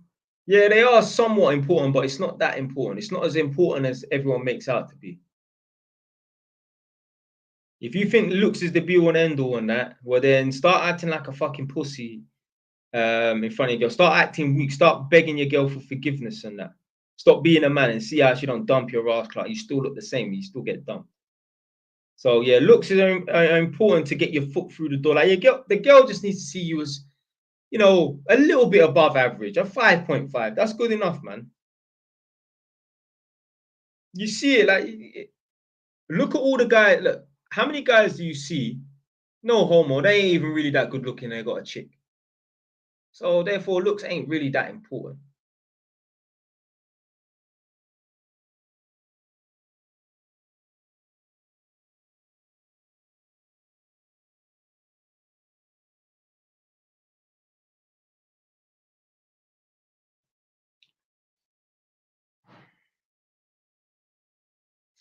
Do you only want to stay in the property game, or do you, or would you do any other hustles?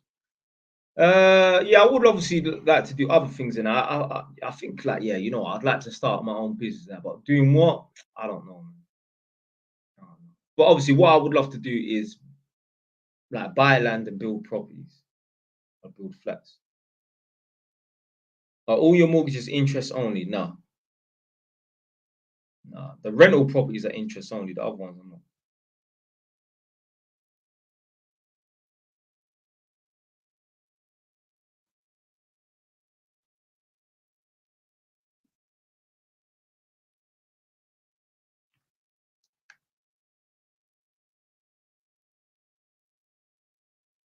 But yeah, I might possibly be coming off in 10 minutes. You know what that means?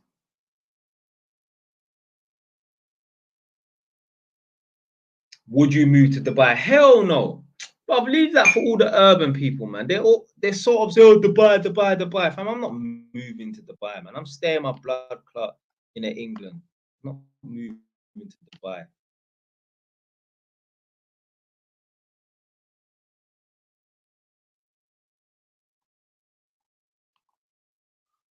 Well, what this is supposed to say is, do you have your properties in your name or limited company? Yeah, I've got some in my name. Well, most in my name, and then one in my limited company. Yeah, or in a limited company.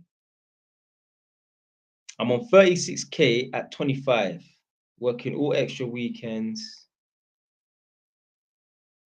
I can too, bro. I'm doing good. Um, I don't know. Maybe this person's talking about saving up £1,000 a month or something. I'm not too sure.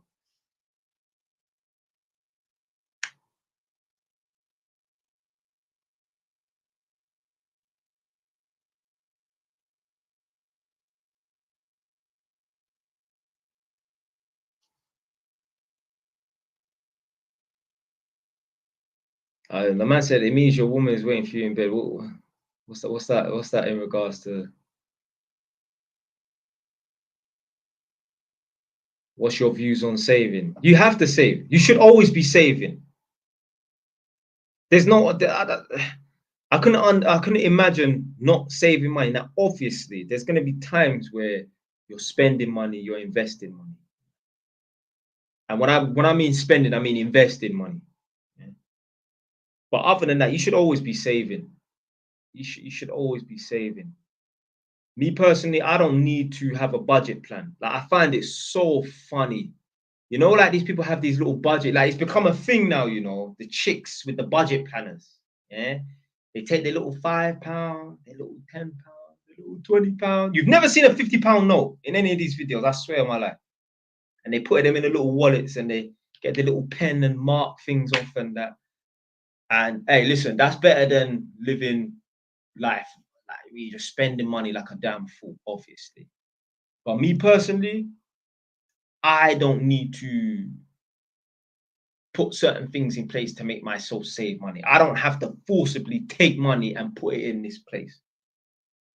You know, there's certain people right now, yeah, in order for them to save money, they literally have to take it from one place and put it another.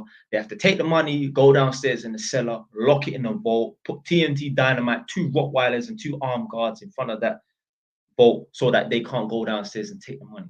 You should be able to have £1,000, £10,000 in front of you and say, no, I'm not going to spend this money. It's discipline.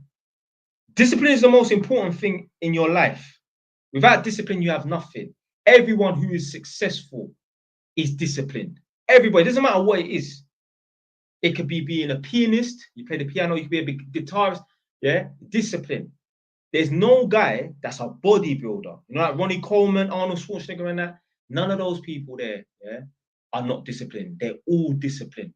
Do you think Usain Bolt became Usain Bolt because, boy, you know, can't go training, you know, but can't bother this? No, a man went training every single time he could go train. A man was training on his own. You think Ronaldinho, Lionel Messi, and that was just, yeah, I'll just go training when I feel like it. I'll just take 2 months break.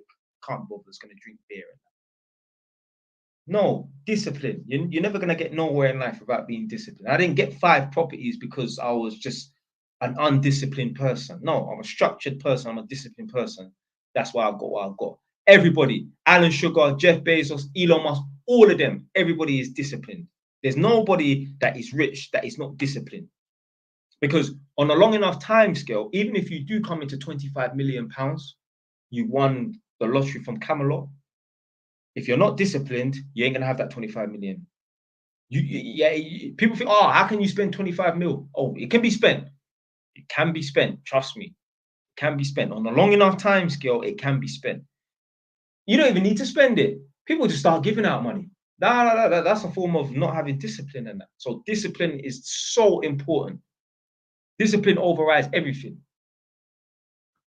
You don't feel like getting up and doing certain things. Discipline says otherwise. You must do it.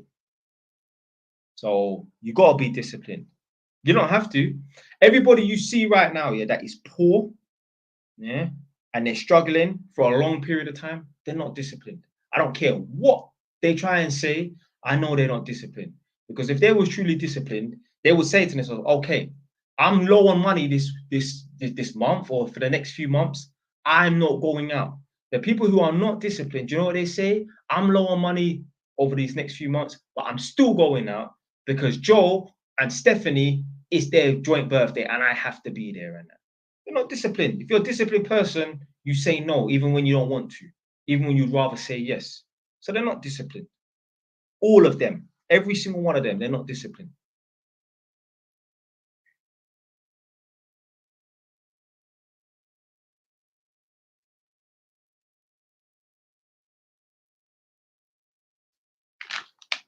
You don't have to listen to me. Yeah. But when you're struggling, you don't remember this video. Yeah. Hey, I'm not rich. I'm not rich. I'm not rich. I'm waiting. This is from TikTok. Okay. This is a TikTok tracksuit. I'm not rich. I will be rich one day. I will be a millionaire one day. It's not a case of how, it's a case of when. How soon? I'm not rich. I'm not rich. I look poor. People on the streets, they think well, I don't know what they think, but I know they don't think I'm rich. Yeah. I had girls dissing me. Yeah. You know that video I'm talking about, the career girls? They're calling me dusty. They're calling me broke. They're calling me bummy. Yeah. It's like, little did you know. I didn't even listen. I have nothing to prove. My girl said, oh, you should make a responsibility, like, you know, talking about your property. No, I ain't doing that. I ain't got nothing to prove to no individuals. I've got something to prove to the internet solely because there's a lot of fake people and a lot of liars on the internet. So I've got something to prove to the internet. But I ain't got nothing to prove to some idiot with a cat picture with 3 fucking followers, leaving some hateful ass comments. I ain't got nothing to prove to that person. Or some girl that, Stephanie, the lawyer. No, I ain't got nothing to prove to no individual. I've got something to prove to the internet and to the world only because there's a lot of fake people and a lot of liars, but I have nothing to prove to no individuals and that. Okay, so these chicks called me Dusty and called me a bum. Yeah. What's the other words? Dusty. They call me Dusty, bum. High value woman would never look twice at you and that. What? There's some madness in that. Okay, so then I make a video showing them my properties. Then what? For them to watch the video and not even respond. So I must go on my way to make a video proving these people wrong. Yeah. For them to watch the video and not even respond. Well, fuck that. Listen, if they can't be bothered to go on my TikTok page and see my video that is pinned to my profile, well then why am I even wasting time with people that can't even bother to? They're just gonna judge a man based on one video. Now, me, I judge people based on one video because I know if someone is talking about, oh, universal credit put me in debt, well, that's all I need to fucking know. That's all I need to fucking know. I know your life is not in order because there's no way I will be making no video about was it universal credit and that or UC. They got all these cool names, these acronyms now. Yeah, UC. You get me Unicred and all this bullshit. Put me in debt like it's something cool. Yeah. I know how to. There's certain things I look for that I know. Yeah, I can judge this person on this straight away. Like I see guys on TikTok and I know you're broke. I know you're broke. I mean, I could be mistaken for being broke. That's cool. But I know these guys are broke. I ain't broke. I ain't rich yet, but I ain't broke neither. So yeah, I ain't got nothing to prove to nobody, no individuals. Obviously, I do respond to people's comments and that if I feel like it could be beneficial and that. But I ain't got nothing to prove to no individual. I ain't.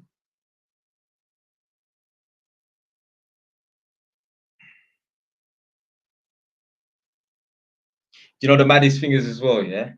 So like these the chicks that got pissed off with man, yeah. They were saying obviously like they said, you know, we would never look twice at you and that. And it's like your mom, your dad would be happy because these are black chicks, yeah, people that look like me. These chicks, their mom, their dad would be so honored, so happy for them to bring home a man like me. Now I know I'm a bit of a lunatic and I get into fights and whatever and that, but forget about that. I would be an asset to their family. Yeah, I could come and teach their parents a thing or two. I know their parents ain't got 5 properties. Yeah, I know something. Yeah, I'm a man. I talk with slang. I'm from the streets. I've been to prison. I turned my life around. I got 5 properties. I know something you don't know. Yeah, so I know their parents would love for me to be in their life because none of the guys that they dated was on my is at my level. Yeah. So it's just funny that they will talk like that, innit? But hey, I don't need to prove no one wrong. Nah, no. I got a video coming out though. Yeah, yeah, wait for that one there still. To be fair, I've already shot the video. I need to just edit. I need to edit the video still. Oh, so someone's saying vote reform tomorrow, you know. I didn't even listen, I didn't even know it's voting day tomorrow. I'm not voting. I'm not voting.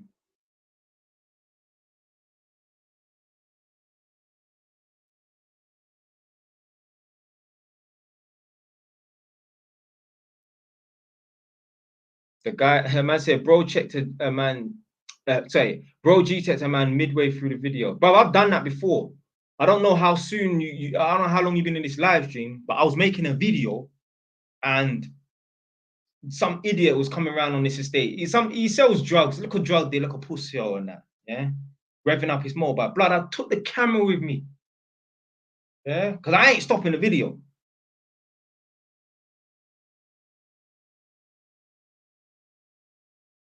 I ain't stopping the video.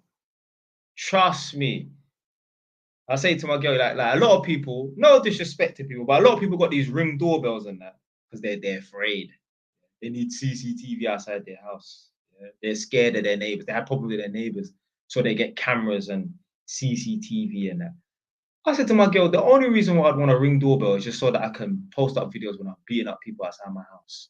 Oh, some of the stuff that's going on outside, I'm like, oh, I wish I had that on camera. Me. But yeah, man, you think I need Ring doorbell and all that bullshit? Man, I don't need that crap, man. Anyone come here, you're getting hurt. Yeah. You come to this house, tell the ambulance in advance. I'm about to go to this place. I'm about to get mashed up. Yeah. Wish me luck. Come around in about 5 minutes. It'll take him 2. But yeah, I'm not voting. Not interested in voting. No, don't get it twisted. I'm not a bad man. I don't think I'm a bad man. But if you step to me, I'm gonna move to you. Innit? That's it. I'm not a bad man. I don't think I'm a bad man. No, I've got too much to lose. I'm not on the streets no more. I'm not running around my green bandana, repping Edmonton. No, I don't do that no more. No, I'm 31 years old. But yeah, I will not be taken for no prick. Man could not prick me in prison. You're not gonna prick me on a road. No way. No way. Yeah, I've got too much to lose to be doing foolishness and that.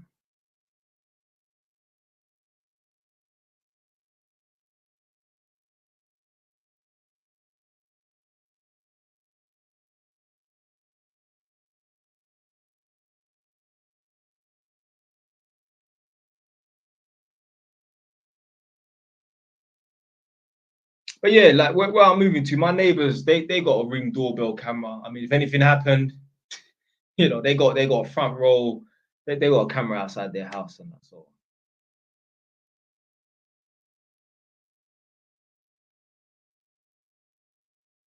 So someone said Rishi Sunak is the best. He's a billionaire. Man said, bro, become a comedian. Yeah, you know what? Yeah, a lot of people say I'm funny still. I don't even try to be funny. I just be me.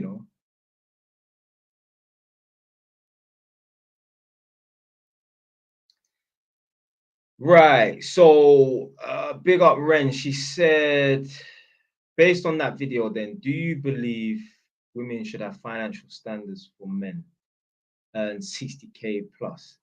I mean, 60K is quite a lot. 60K is quite a lot. Like, I mean, I don't know. No, that's too much. Yeah, you can't just write off a man just because he don't earn 60 grand. What I'm saying is, yo, like, your career is not the be all and end all. Yeah. Like, what is the point of being a career woman chasing 50, 60, 70 grand to then have nothing at the end? What's the fucking point? What are you just trying to chase a career just so you feel like you've achieved something? Is it an ego trip you're on?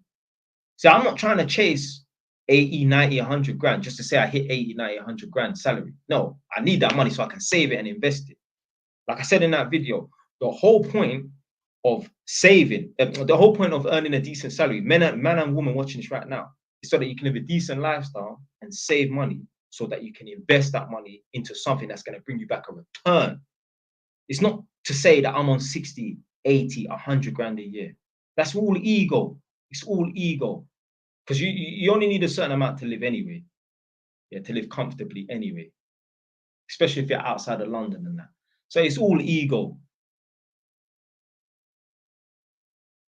And no disrespect to these chicks. Let me timestamp this one here.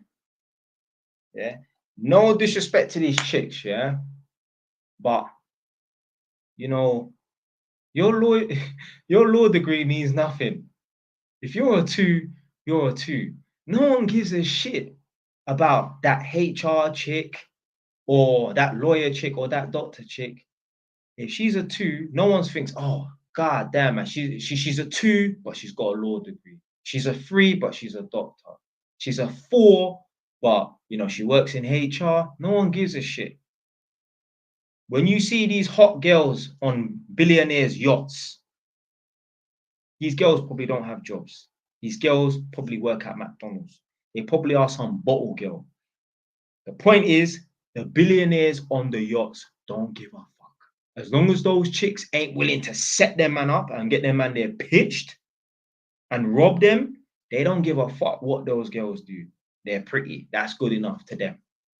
Yeah. So I think some chicks do you know what it is? Yeah. I think some of these chicks feel like, right, in order to attract a man and in order to look more attractive, they have to become successful. No, men look more attractive once they become successful. Eh? Or when they become more successful. You're always going to look a bit better, look more attractive when you're more successful as a man. I'm not saying you need money to get girls. There's plenty of broke guys banging girls and that. What I'm saying is, yeah, typically, you know, if you go from, you know, working a 40 grand a year salary and that, if you go start earning 200 grand and that, potentially you could look more attractive than that. I mean, that's how it's supposed to be. It don't always work that way. What I'm saying is, I think some of these chicks start chasing careers and however they think that that's how they're going to attract a man. No, no, no.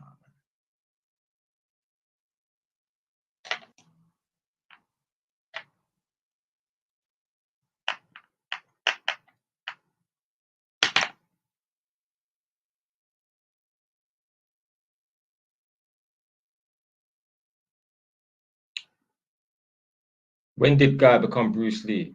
You know, I used to look up to Bruce Lee still. You know, I used to have a couple posters and that. Do you have friends on the rolls? Nope. I don't associate or talk to anyone who's not moving forward.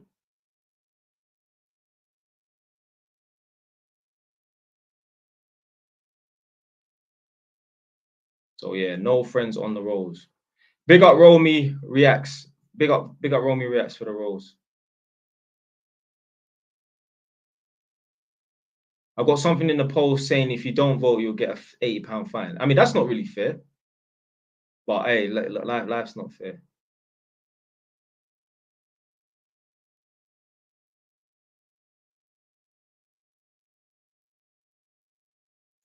How much is a decent salary outside of London? I mean, me personally, I wouldn't want to work for no less than £1,000 a month, a week. Yeah, that's self-employed. So I'm not even gonna get into how much per year and that, but like I need to be seeing £1,000 in my account every week. That's just me personally. I've been self-employed for so many years now that like I can never go back to being on a salary. No way. How much do you make as an electrical tester? About £300 a day.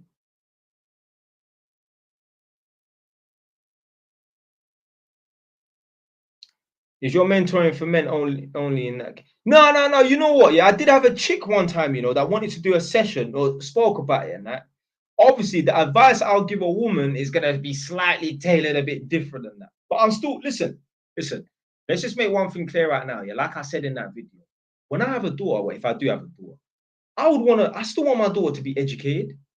Yeah. I don't want my daughter to just be just some girl that just looks pretty and that's it. Yeah, but the realities of the world is at the end of the day, yeah, just because you're educated and that doesn't mean that you're gonna look any better. No one gives a shit. Men don't give a shit. Men don't give a shit. When a guy sees a 10 out of 10 girl on the street, he doesn't think, I wonder what her job is. That doesn't even enter his mind. That would be the 10th thing after what he thinks he wants to do to her and that. Yeah, then he might think about, I wonder what she does for work. But nobody gives a shit. As long as she's not a prostitute or doing something that's going to ruin her reputation and that. Nobody gives a shit what a girl does for a living. Nobody cares. But yeah, if I had a daughter, I want her to be a lawyer. I want her to be educated. And I don't want my daughter to just come into this world with all the opportunity and that and just don't use her brain. But the realities of the world is no one really gives a shit. No one really gives a shit. Me personally, let's say I could take a 10 out of 10 that works in McDonald's, or take a 8 out of 10 or a 7 out of 10 that's a lawyer. I'll take the 7 out of 10 that's a lawyer. Because you don't, well, why do I need a 10 out of 10 girl for? What the fuck for? As shallow as you lot might think I am, I ain't that sold on looks that much. But yeah, I'd rather take a girl who's a 7 or 8 out of 10 that's a lawyer or a good career, yeah, than a 10 out of 10 girl that just works in McDonald's. Like literally, let's say that with my girl, yeah. She's a mortgage broker and that. My family members and that, if they hear, yo, yeah, Jay's girlfriend's a mortgage broker, they'll be like, yeah, they expect me to be with a girl like that. Yeah. If people heard, oh, you know, Jay's girl works at Asda, they'll be disappointed. They'll be disappointed. Now, if it's one of my other dumb family members that's just a delivery driver, if his girl worked at Asda, they wouldn't even bat an eyelid. They'll be like, yeah, that's, you know, the sort of person that, you know, that person qualifies to date and that. But my family members and that, because of who I am, what I'm about and that, if they heard that I was dating a girl that worked at Asda or something like that, they'll be disappointed. But if they are, you know, Jay's missus is a lawyer, you know, they wouldn't be surprised.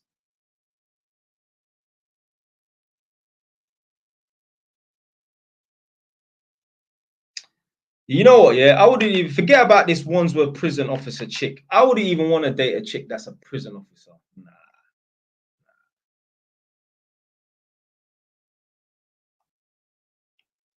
nah, I wouldn't even want to date a chick. Not because I think, oh, she's banging, man. Like, bro, there's certain like, blood. Listen, I wouldn't want to date a girl that's a gas engineer. Yeah, I'll date them. I wouldn't want to wife up a chick that's a gas engineer. I don't want to be sitting. You think I want to wife up a girl that's an electrician? You think I want to be sitting in bed talking about earth fault loop impedance? Or RCDs tripping, or have you seen that new cable, the new twin and earth low smoke cable where the earth is stripped, where the earth is sleeved with earth sleeve? And I don't want to be talking to no girl about fucking that stuff, man. Like that, man. So there's certain professions of chicks I wouldn't want to. It's not ideal. I want a girl that has a nice little office desk job. Yeah.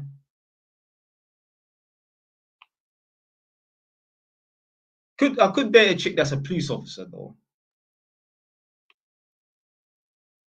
Just want to tell her no fucking secrets.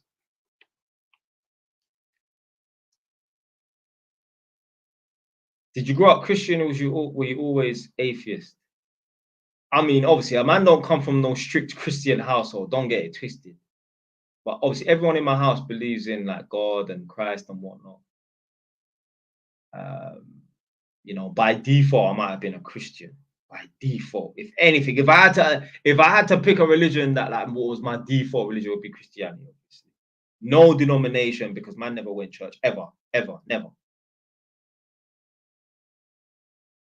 I think men in successful careers do think what women work as, correct me if I'm wrong. They will. But what I'm saying is, if you're a two, so Ren's saying, I think men in successful careers do think what women work as. She's trying to say they do care about what women work as. Correct me if I'm wrong.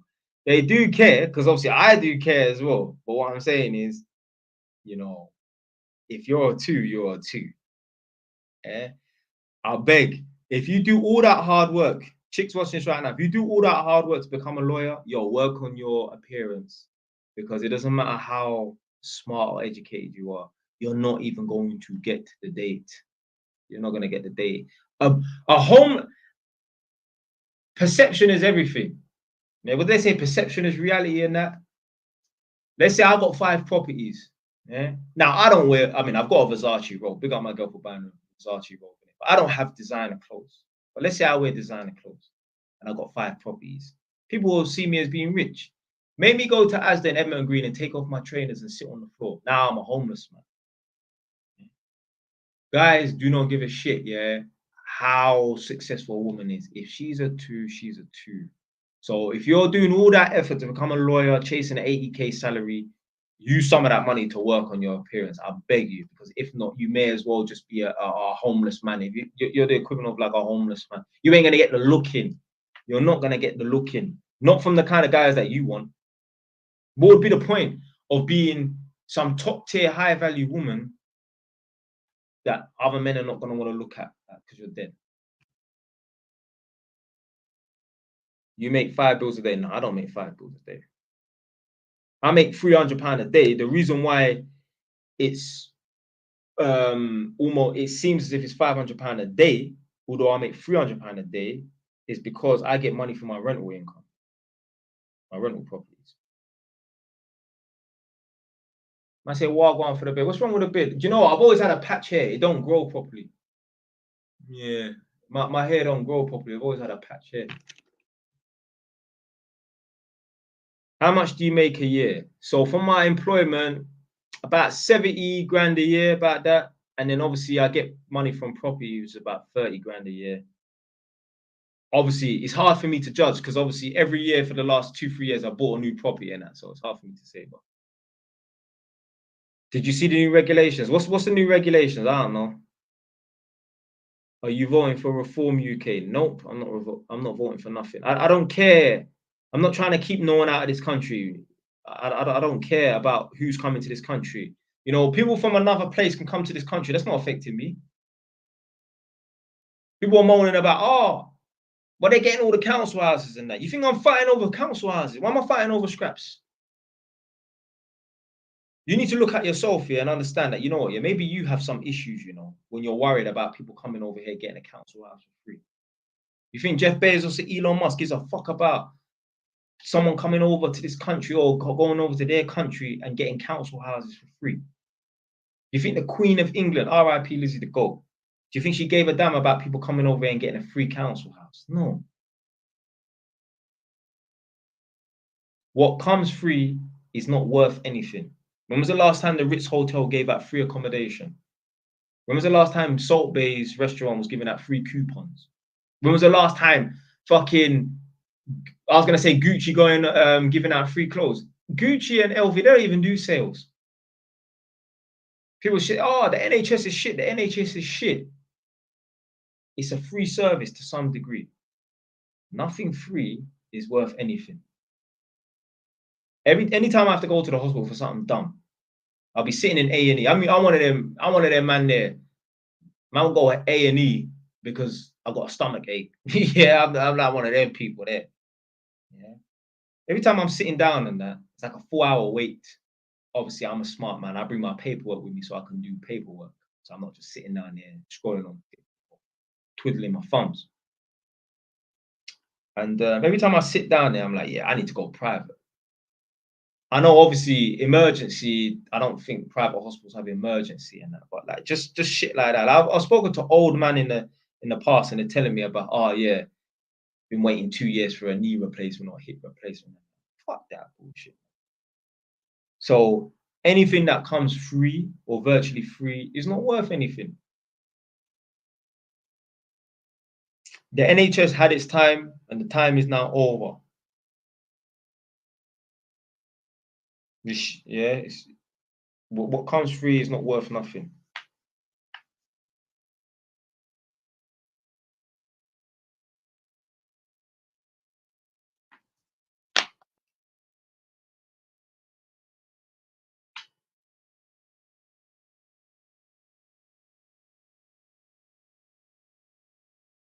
How much should I have saved by 21? I mean, I'm not putting no pressure on no one who is 21 years old to have anything saved, because I have a certain formula. And, you know, I believe that obviously, you know, let's say you go to uni between 18 to 21, you're probably going to be on some shit wage for a few years. But by 25 years old, that's when you should be on a good wage. So from 25 years old to 30, you should have about 50 grand saved. I'm not really expecting anything before 25. Now, that don't mean if you're watching this right now and you're 22 years old and you're on 50 grand a year, there's some 22-year-old right now on 50 grand a year. That doesn't mean, oh, I don't need to save nothing. I'm going to blow every penny. Because JY said when I'm 25 that no, yeah, got to apply a little bit of a few brain cells to this. So it's all relative. I'm saying is if you're on some shit dead wage up until the age of 25, then yeah, if you ain't got that much saved, then don't beat yourself up about it. You should have something saved. You shouldn't be down to £0 and 0 pence. You shouldn't be down to your last £100.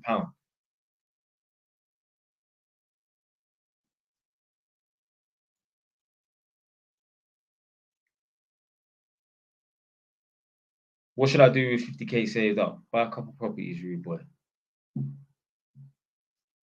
19 making 18k. That sounds all right. Part time. Yeah, man, you're 19, man. Teenager. A long time ago for me, 12 years ago. I'm 31 Ross plus years old.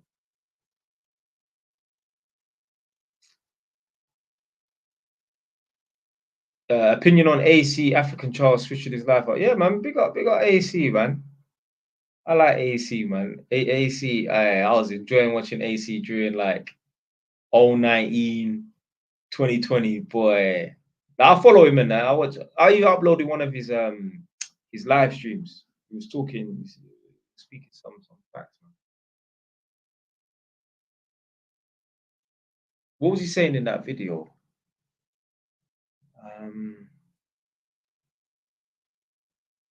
Yeah, he was talking about like the brokest people wear the nicest clothes, sort of thing. He was saying that people are driving around in Mercedes and that, and or German whips, as he said. And he's saying that they're putting £10 petrol in because that's all they can afford. That is so true. I've seen it before. I've seen people at the petrol station watching it and putting £15 in. When I go to the petrol station, I plug that thing in and I squeeze the trigger until the thing jams. I don't give a fuck about money. I don't care about putting £60 in. I'll sit in my car outside my house or outside in general, idling for an hour and a half, 2 hours. I don't give a fuck. I'm not turning off my car just because I'm trying to save petrol. No. When I go Edmonton, I like to ride my motorbike. I will go to the petrol station on Jet petrol station on Bounce as well. I'll fill that ass up with £20, go on the motorway, just blow around on the motorway for an hour, hour and a half, come back and have to top up another £20 and go for another ride somewhere else. Do that the next day. In between that time, I have to pay £17 ULEZ, you know. I think it's £17. From when I leave my estate in Edmonton and touch the high road, boom, £17.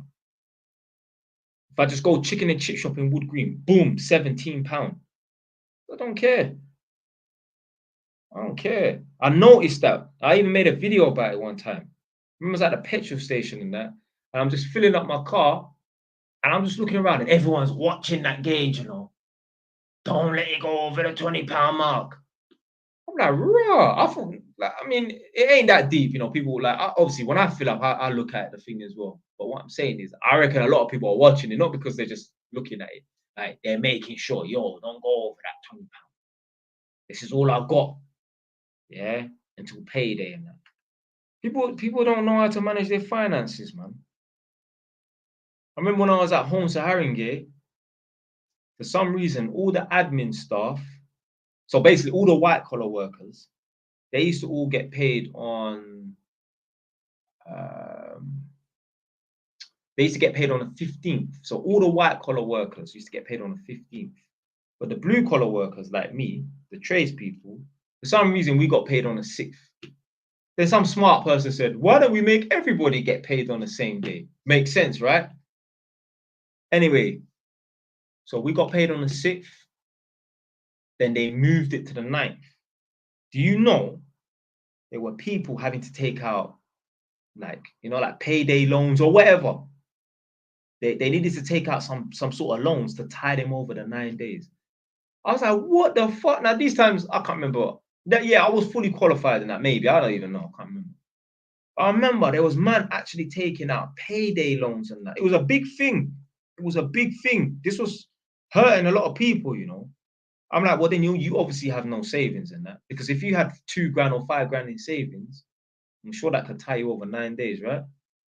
They have to take out payday. I mean, you'd rather use your savings than take out a payday loan because you have to pay interest on it.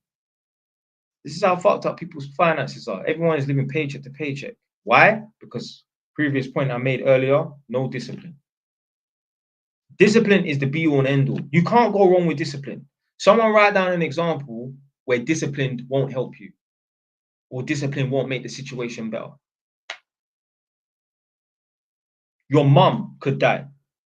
Your sibling can die. If you stay disciplined, you ain't gonna go and start doing drugs. I know someone. One guy from my area, he weren't man them, he weren't A team, like he weren't with us going over there and doing this and that. But yeah, he weren't a nerd. He was just a guy from the streets. You know, so just man, you know, like you got man in the ends who are the A team, GMs, and then you got other man who they're not nerds, but they're not one of the GMs. They're just man that make up the population. Yeah. He was a cool brother. And his mum passed away. And yeah, he went from being a normal guy to he's a crackhead now. Literally. You know, like you can just see them a mile away. They walk funny across the road and that. Yeah. Guy's a crackhead. Because his mum passed away and he thought smoking crack was the answer. No discipline. If he was disciplined, like, you know what, my mum's died. Yeah. Hey, God forbid we any of us go through that anytime soon. My mum's died. If he was disciplined, he wouldn't have started smoking crack. I know a chick, brother died, smoking weed. You think weed's gonna bring your brother back? Discipline would have helped that situation. There's no situation where discipline can't help, or at least make the situation a little bit better than that. There's no disadvantages to being disciplined. Someone find me a disadvantage to being disciplined. Yeah. So nice. Yeah, the GM is a gang member. Yeah, so GM is a gang member. But yeah, there's no disadvantages to being disciplined. No way.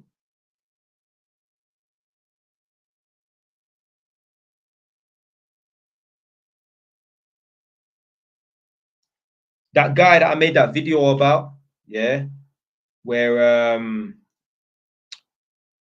his wife kicked him out and then he was sleeping on the streets and he was having sugar and water for dinner. If he was disciplined, yeah, you can get kicked out if you're disciplined. If the person, the owner of the property or the landlord or whoever wants to kick you out, you're gonna get kicked out. If you're disciplined, you have a safety net. You have 5 grand backup. You won't be talking about you driving a Mercedes and now you're on the streets, sleeping in neighboring borough of Hackney. Man's drinking sugar and water, bon appetit for dinner. How do you go from living in a house for free, driving a Mercedes, to sleeping out on the street? It's fucking crazy.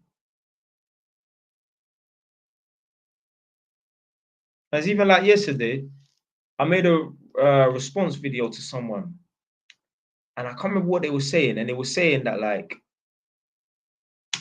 well, I was saying something in the video about being homeless, like, I was saying that homeless people make bad decisions and that because they have. And someone come underneath that video saying, yeah, but you know, you can still get kicked out of your parents' house and that. And I'm like, no way, it's impossible.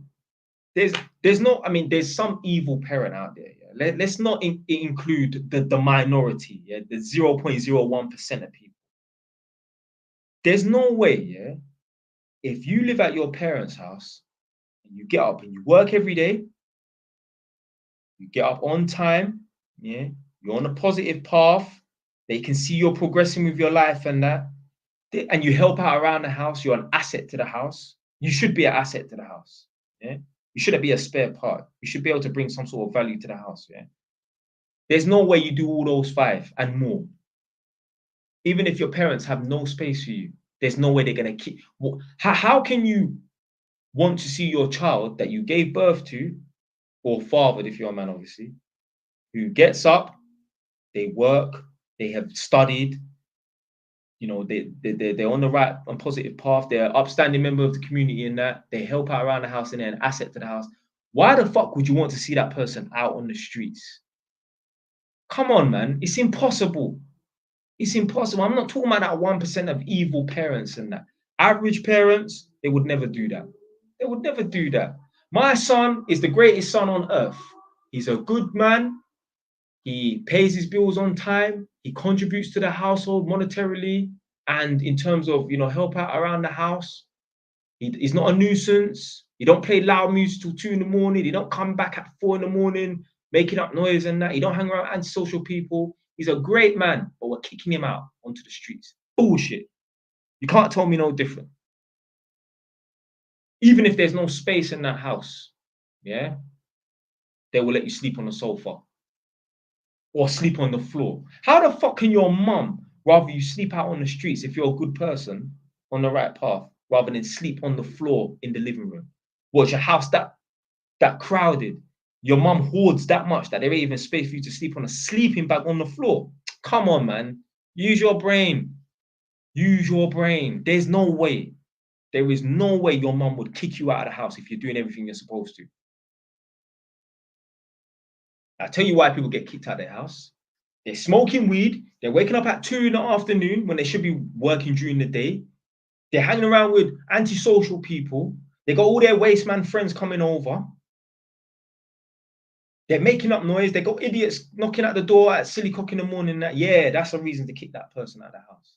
I'm telling you, it's impossible. It is impossible. Don't tell me about that 1%. Forget them. Let's talk about the majority. Yeah? Most people are not that 1%. That's because they're most people. There's no way. There is zero chance your mum would kick you out of the house if you're doing everything you're supposed to. Me, I'm an asset to my house. My mum would love for me to come and move back. Yeah. She want me to come move back. No problem. My mum wants me as close as possible. Mum was like, Jelani, do you think you can buy a property close to like Edmonton and that? Yeah, my mum wants me to come to be close. My mum don't want me just coming down on a weekend. My mum wants you to just fly past, just stop off on a Monday or a Wednesday or whatever.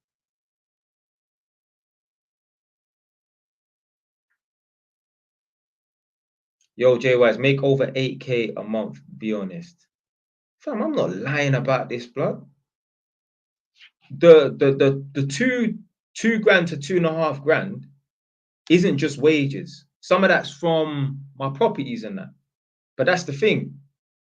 Yeah, I wouldn't be on a salary of 2 grand a week.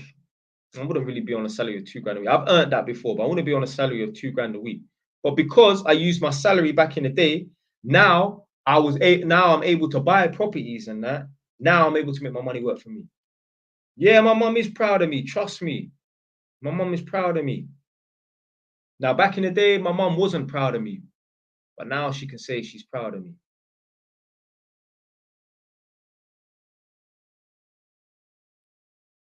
Imagine, yeah? Because you know what reputation a lot of us black men have. Yeah? We don't have a good reputation. We're not known for being upstanding members of the community. We're not known for being lawyers and doctors. We're not known for being fathers to our children.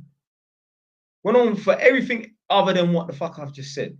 Now, obviously, I don't fit into that category because I don't have no children yet. But my mum, she can honestly say, yeah, I'm proud of my son. My mum probably even try and hide it. Yeah, like, I don't even want to be running around telling people, my son's got 5 properties, because she's bragging. You can't be proud of your son nowadays because you look like you're bragging. Because most people, they're not proud of their sons. Some women will lie to their son and say, yeah, I'm proud of you. Proud of what? Proud of what? Well, because your son's giving you 2 grandkids. Because he's still alive. Well, because he's over 6 foot. What are you proud of? I don't get it.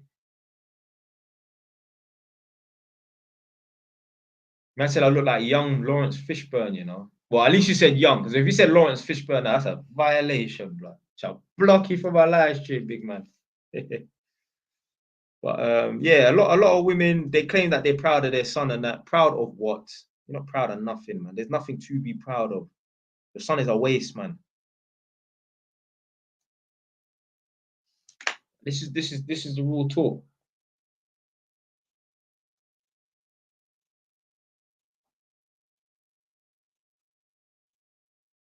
You told me designer clothes means nothing. It means nothing.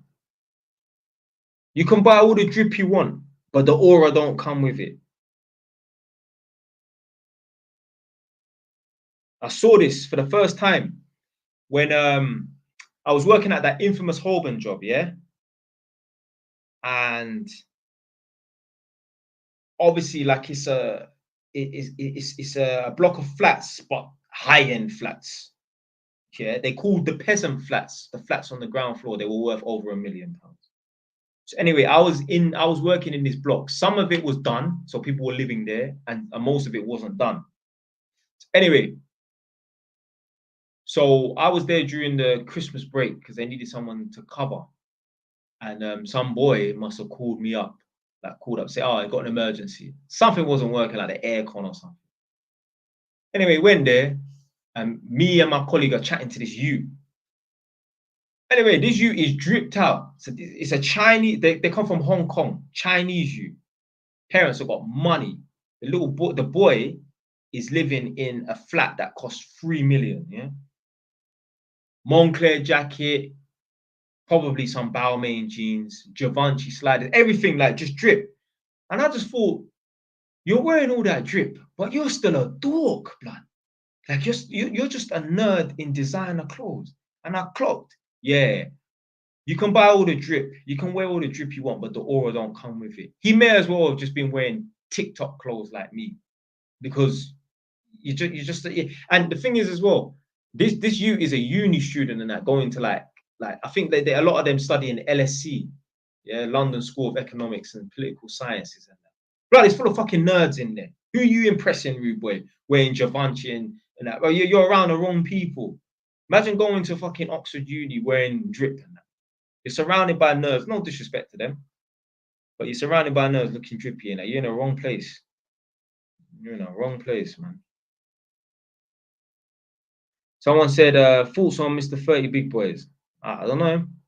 I don't know. He's fucking tall though. On his profile now it says 6'4". So I thought he was messing about, like 6'4", innit? But no, he's big, because I saw him. He was on a Young Spray's podcast and Young Spray put out a picture of them two together. And he was bigger than Young Spray. And Young Spray is not tiny, he's big. I've seen him in real life a couple of times still.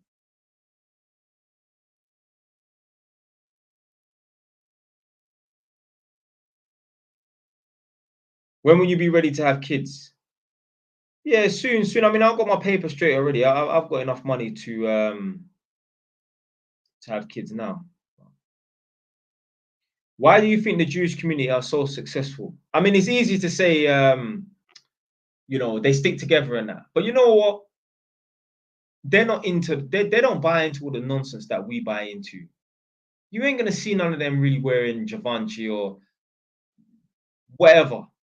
You're not gonna see them wearing drip and that. I'm not saying, listen, I pass through Stamford Hill all the time. I see a couple nice cars and that. Don't think that all Jewish man just drive beat up Volvos and that. Yeah, the man they will be driving. I've seen them in the Audi Q8s and that. Don't think that they're all broke or they're stingy. It's not that. I've been through Stamford Hill. Stamford Hill is not too far from where man is, but man, go through Stamford Hill. I see not all of them are driving on beat up Volvo and that, but they're disciplined. They're disciplined.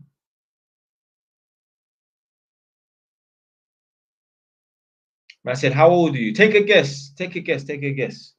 Don't put it. Don't no one write down how old I am. Let him guess. Let him guess. I want to see what he thinks. 25. Now I'm 31. You know. 34. You know. Now I'm 31. I'm 31. Man says 65.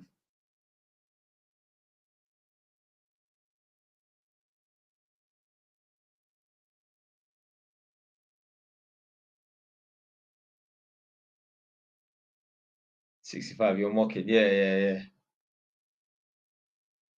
No, their Jewish hats are 5K.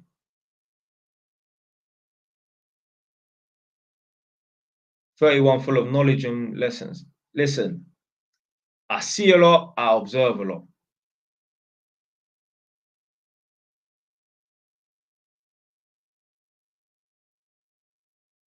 I'm a good reader of human behavior.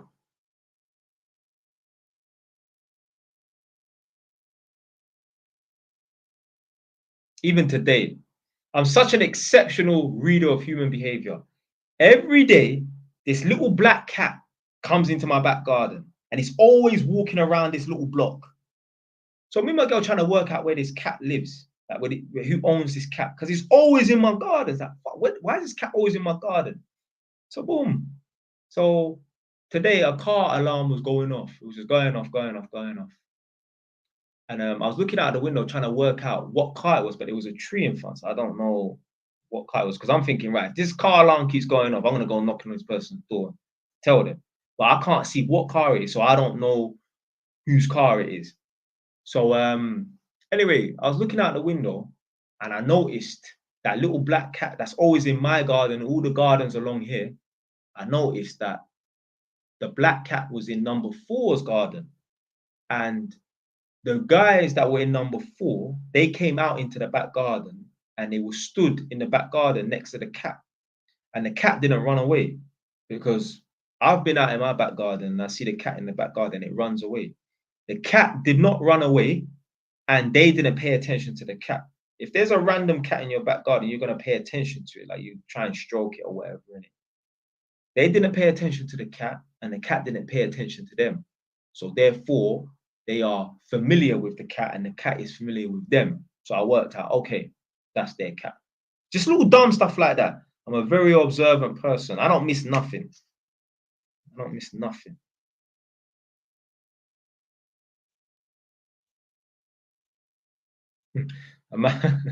I said, bro, I look exactly like you, you know. Yeah, big up, big up. So you look good then. I mean, it ain't no detective work. I just stood out my window for 30 seconds and I saw that and I just clocked. Oh, that must, because I said to my girl, where do you think, afterwards I come downstairs, I say, where do you think that little black cat is from? Like, whose house do you think the cat? She's like, oh, somewhere over there. I was like, no, it's actually number 4. It's actually number 4's cat. Just because they were so familiar around the cat and the cat was familiar with them, I knew that's their cat. The only way it couldn't be their cat is if they're feeding that cat every 2-3 days. Yeah, I'm super sharp. Super sharp. I don't miss nothing, really.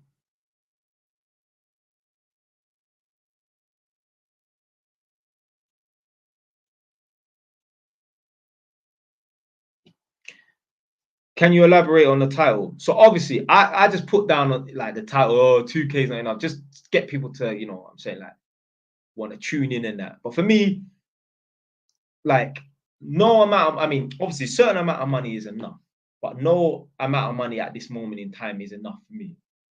Got to keep working, got to keep pushing. You know what I'm saying, don't settle. Yeah, like I'm saying, like, there's so many people right now, yeah, thinking that, yeah, they're earning decent money and that. Bro, the money's shit. I've come home from work, yeah, and I might have done 4 jobs, so that's worth like £265. I'm like, my whole entire day was just worth £265.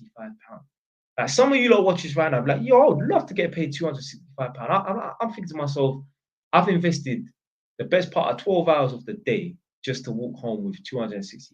That is shit. Is that what your day's worth? A day in your life is worth £265? You think a day in the life of Jeff Bezos, Elon Musk, or Alan Sugar, or Donald Trump is worth £265? Them man, they are worth £265 a minute, an hour, yeah, a minute, not even an hour, a minute. There's so much money. So what time is it? It's 11:30. There's some people who have gone back to their house, been chilling there for an hour. They just came back from dinner with their friends and they spent 5 grand and they're not even gonna lose a wink of sleep. There's money everywhere. You live in London right now, just walking past 10 of your neighbors' houses, you've walked past £5 million. There's money everywhere. When you're broke, you think the whole world is broke. No, there's people in this world with serious money, and you can be one of them. You got to put the work in, no? There's people out here with serious money.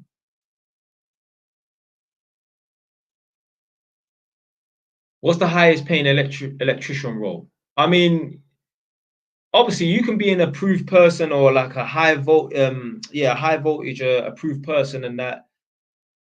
But like just being a normal electrician, like doing electrical testing or electrical work, you're looking to get like the highest you're gonna get really is like £300, 350 a day.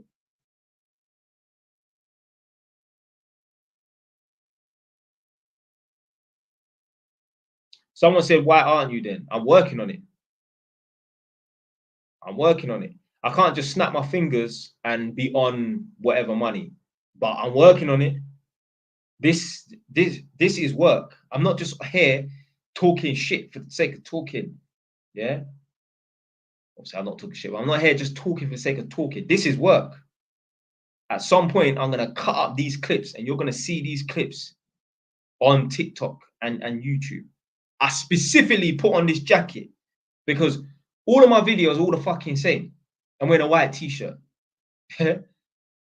Sometimes I want to be able to look back on the videos and remember, oh yeah, that clip's from that day and that. So I'll make a little bit of effort, even if I'm putting on a red t-shirt. or a blue t-shirt. Yeah. So I know, okay, that clip is from that live stream. So this is work. This is not me just being on TikTok whilst I'm cooking in my kitchen or being a mad maniac person. And you come on, you see these people on the lives. They're just talking shit. They ain't got nothing to offer the world. No one would ever want to pay them for a mentoring session. They're just talking shit. They're just talking shit, man. This is work. The reason why I'm doing this today is because I was supposed to go to my house today to do some like renovate the house and that. It weren't viable to do. I still got paperwork to do. I still haven't finished my paperwork. I'm gonna probably do one certificate and then get up early in the morning and finish the rest. So I thought, you know what? There's no point in going to the house today. I'll just stay home and do a live stream. Because I feel like every day I need to be working. I need to be productive every day. Every day I wake up poor and I do my best to contribute to me being rich. That's the sort of mentality you gotta have. Every day you wake up poor. What have you done today to put some money in your back pocket? Even if it's not directly. Me renovating my house, I'm not directly making no money. But in a year's time, when I do a refinance and that, bam, I can pull out 60 grand. So it's your actions today ain't gonna pay you today, but your actions today can pay you tomorrow or next year. So every day you wake up poor, and by the end of the day, ask yourself, what did I do today to put some money in my back pocket? Whether it was today, I get paid, or in 6 months, or a year, or in 2 weeks. Every day you wake up poor. What did you do today to put some money in your back pocket? These little videos and that, I always record myself when I'm doing the live streams and that, so I can cut them up. Because these go on YouTube, I run ads through the videos, and I get paid from them. I don't get paid much. I get paid some idiot money, couple of pounds and that. Hey, you got to start from somewhere. I'm a man, like I said, I earn like 2 grand, 2.5 grand a week and that. And I'm still trying to work on building up my little £1, £2 and that. That's how you get rich. Yeah, that's how you get money, from building up the little £1, £2, £10, turns to £100 and that. I think certain people just think that they're just going to wake up one day and they're rich. No, you start from scratch. You have to start from ground zero. And that's probably what disheartens people in that, because they think that they feel like they should just be earning money straight away. No.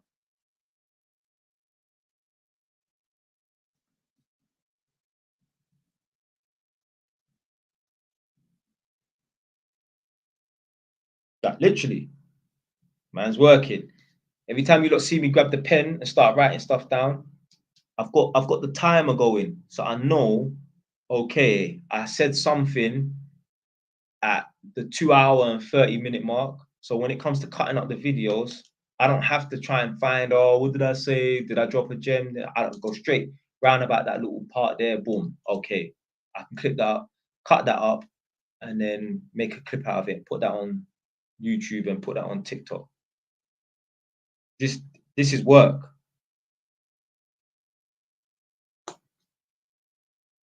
You don't want to be like them man there just talking rubbish, or like them gal they're doing their makeup. They don't care about talking, spreading no knowledge. They just want to see the view account. Yeah? They want to see that view account. They want to know somebody out there likes me.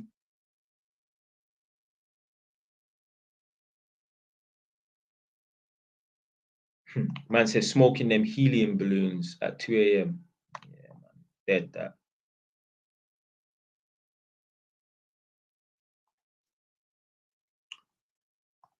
Yeah, so someone says service charge on my flats eating my cash flow. Yeah, that.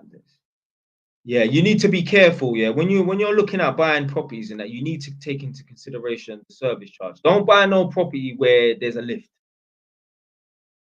Don't buy no flat where there's a lift. Buy a flat where you can walk straight off of the streets and go to the front door.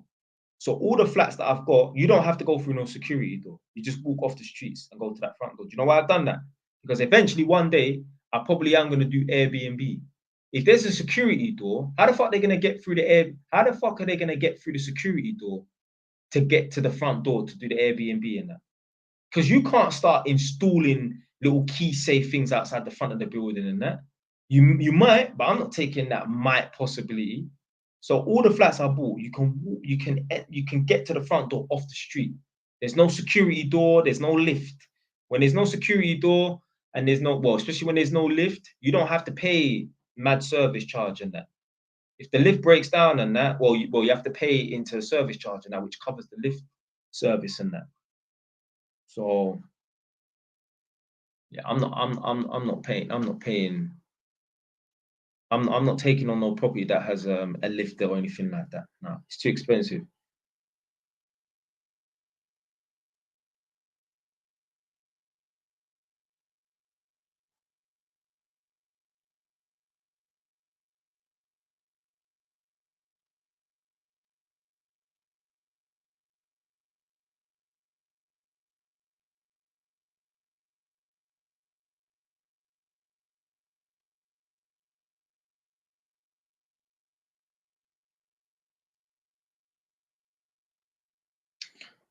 Man asks you, what are your thoughts on GAY marriage?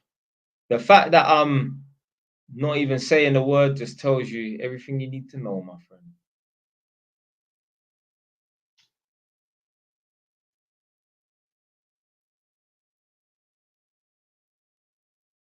Are you going to take the money to your grave? No, but I will pass it down to my children.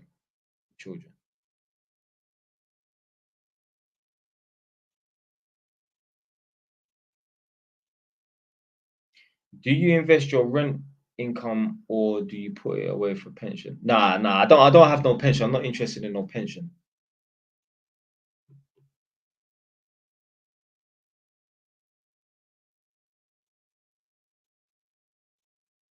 So I just save the money. Obviously, at the moment, I've been spending some of my rental income and that, um, obviously funding this new project, like renovating my new house and that. But how do you record the whole live TikTok video? Because obviously, to my left, I've got my laptop and I'm streaming this on YouTube. So it will be a different quality, but I'm still saying the same thing. So that's how I'm able to cut up the streams.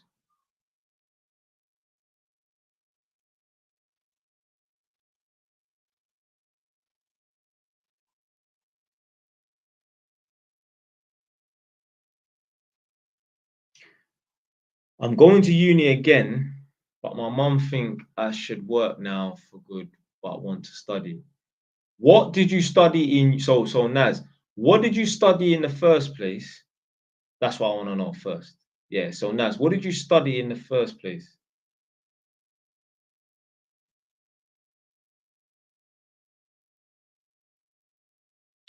How many properties you got now? So I've got 5. I've got 2 houses and 3 flats. I'm 24, just agreed purchase today of my 4th buy to let. Feel broke, spending all money on property. Yeah, don't worry about that, man. Listen, you don't need to have large wads of cash in your account. Just have 5 grand. That's all you need. Yeah? All of these people on the internet will say, and listen, they might be right. I don't believe it because I'll tell you why I don't believe it. They say, you should have 6 to 12 months of living expenses saved up. So, for example, let's say your outgoings for you to live, you need 2 grand. They're saying you need 6 to 12 months. So 2,000 times 6 is 12, or 2,000 times 12 is 24. So you need between 12 and 24 grand, for example, 6 to 12 months living expenses in that. Blood, when was the last time you needed 12 to 24 grand in savings? When was the last time you needed, emergency fund? When was the last time you needed 5 grand in emergency fund? I've never needed 5 grand emergency fund. There was one time where I had to pay about 2 grand to install a new boiler. That's it. But even then, this is the thing, yeah. If your credit score is good, if your credit score is impeccable, you can get a 25 grand loan, personal loan. Because I've been approved for it. I've checked. I can get a 25 grand personal loan just like that.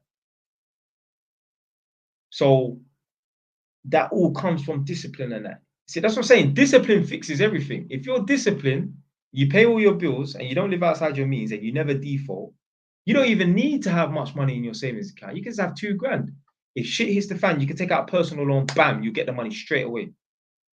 There's your 25 grand for your rainy day. Now, obviously, you have to pay interest on it and that. But me personally, I don't think you need X amount of money in savings. That's 5 grand. That's it. 5 grand. That's enough. But yeah, you do what you want to do. But yeah, so this guy is saying, well, I think it's a guy saying, I'm 24, just repurchased today on my fourth buy to let, feel broke, spending all my money on property and that. You don't need to be sitting on big money. You don't need to be sitting on big money.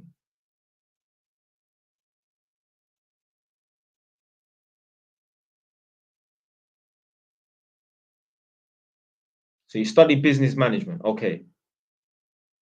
And then, all right, so Naz, you study business management, and what are you planning on studying again this next time? This next time around. Biomedical, healthcare. Okay, so you're saying you're going to study biomedical, healthcare. Look, it's up to you. You do what you want to do, but you're kind of moving like man them. I always used to get. I mean, I need to make another video kicking some ass. Yeah, kicking some man them ass. Yeah, man them are flip flopping between this and that. Oh, sports science. Oh, I don't want to be a PE teacher. Oh, okay, I'll go and do carpentry. Oh, fuck, who wants to be a woodcutter right now? Oh, but you know, being an electrician is a bit too hard. You know, the maths is too complicated. Fuck it, I'll drop out of college and I'll go and work for Sky, BT, or City Fibre, and things will work itself out. And life does not work itself out. You need to take that business management degree and find a job in that field. You need to be more ambitious. Going and doing was it biomedical science and that it's not gonna cause it's not gonna fix your problem. Yeah. You need to just be more ambitious and find a job within that field. Or just use that degree as a stepping stone. Most degrees are just stepping stones. I know a man who's a banker for fucking Lloyds. A man's got a master's in electronic engineering from King's College. What the fuck's that got to do with banking? It's just a stepping stone. Look at these chicks that work in HR. I was talking about HR earlier. A lot of these chicks that work in HR have business degrees and law degrees. What the fuck's that got to do with HR? And let's say business degree has to do something with HR. Okay, what does a law degree have to do with HR? Let's say a law degree has something to do with HR. What's a business degree got to do with HR? Your degree is just a stepping stone. All you're doing is proving. Do you know what your degree shows? You're just proving your competency. They're still going to have to train you on how to use their systems. They're still going to have to give you some sort of training on this. So, yeah, the guy that I know that's a banker for Lloyds, if he still works there, I don't talk to him no more. He was working for Lloyds doing IT, I don't know, troubleshooting or something, I don't know. And then they asked him if he wanted to do some financial exams. So he said the financial exams were hard, apparently. And yeah, he passed them. Now he's a banker. So a man done electronic engineering, yeah. Then he went to, so he done electronic engineering, got his master's at King's College, one of good uni. Started working for Lloyds in the IT department. Then he's a banker. What the fuck does IT got to do with electronic engineering? I mean, I studied electronic engineering. Yeah. What the fuck's IT got to do with that? What the fuck's banking got to do with electronic engineering? Nothing. Nothing. It's just a stepping stone. You're just proving your competency. Yeah, you're saying, bro, coding is in engineering and that. Yeah, I get it. But what I'm saying is, him doing the IT job, what's that got to do with engineering? Oh, I'm at 96, no, 90, no, yeah, so 97 viewers and that. Let's get to 100 viewers. Hey, share the live. I've never asked anyone to share the live, but share it now. Let's see if I can get to a one. 3 digits, like 99, 98. Oh man, share the live, man. Let's get to 100. Yeah, 101. Respect. If anyone did share the live, respect. Oh, back down to 99. But yeah, you got yeah, man, you just gotta be more ambitious, Naz. You gotta be more ambitious. Don't be like these guys, flip-flopping. Studied every fucking course possible and still broke.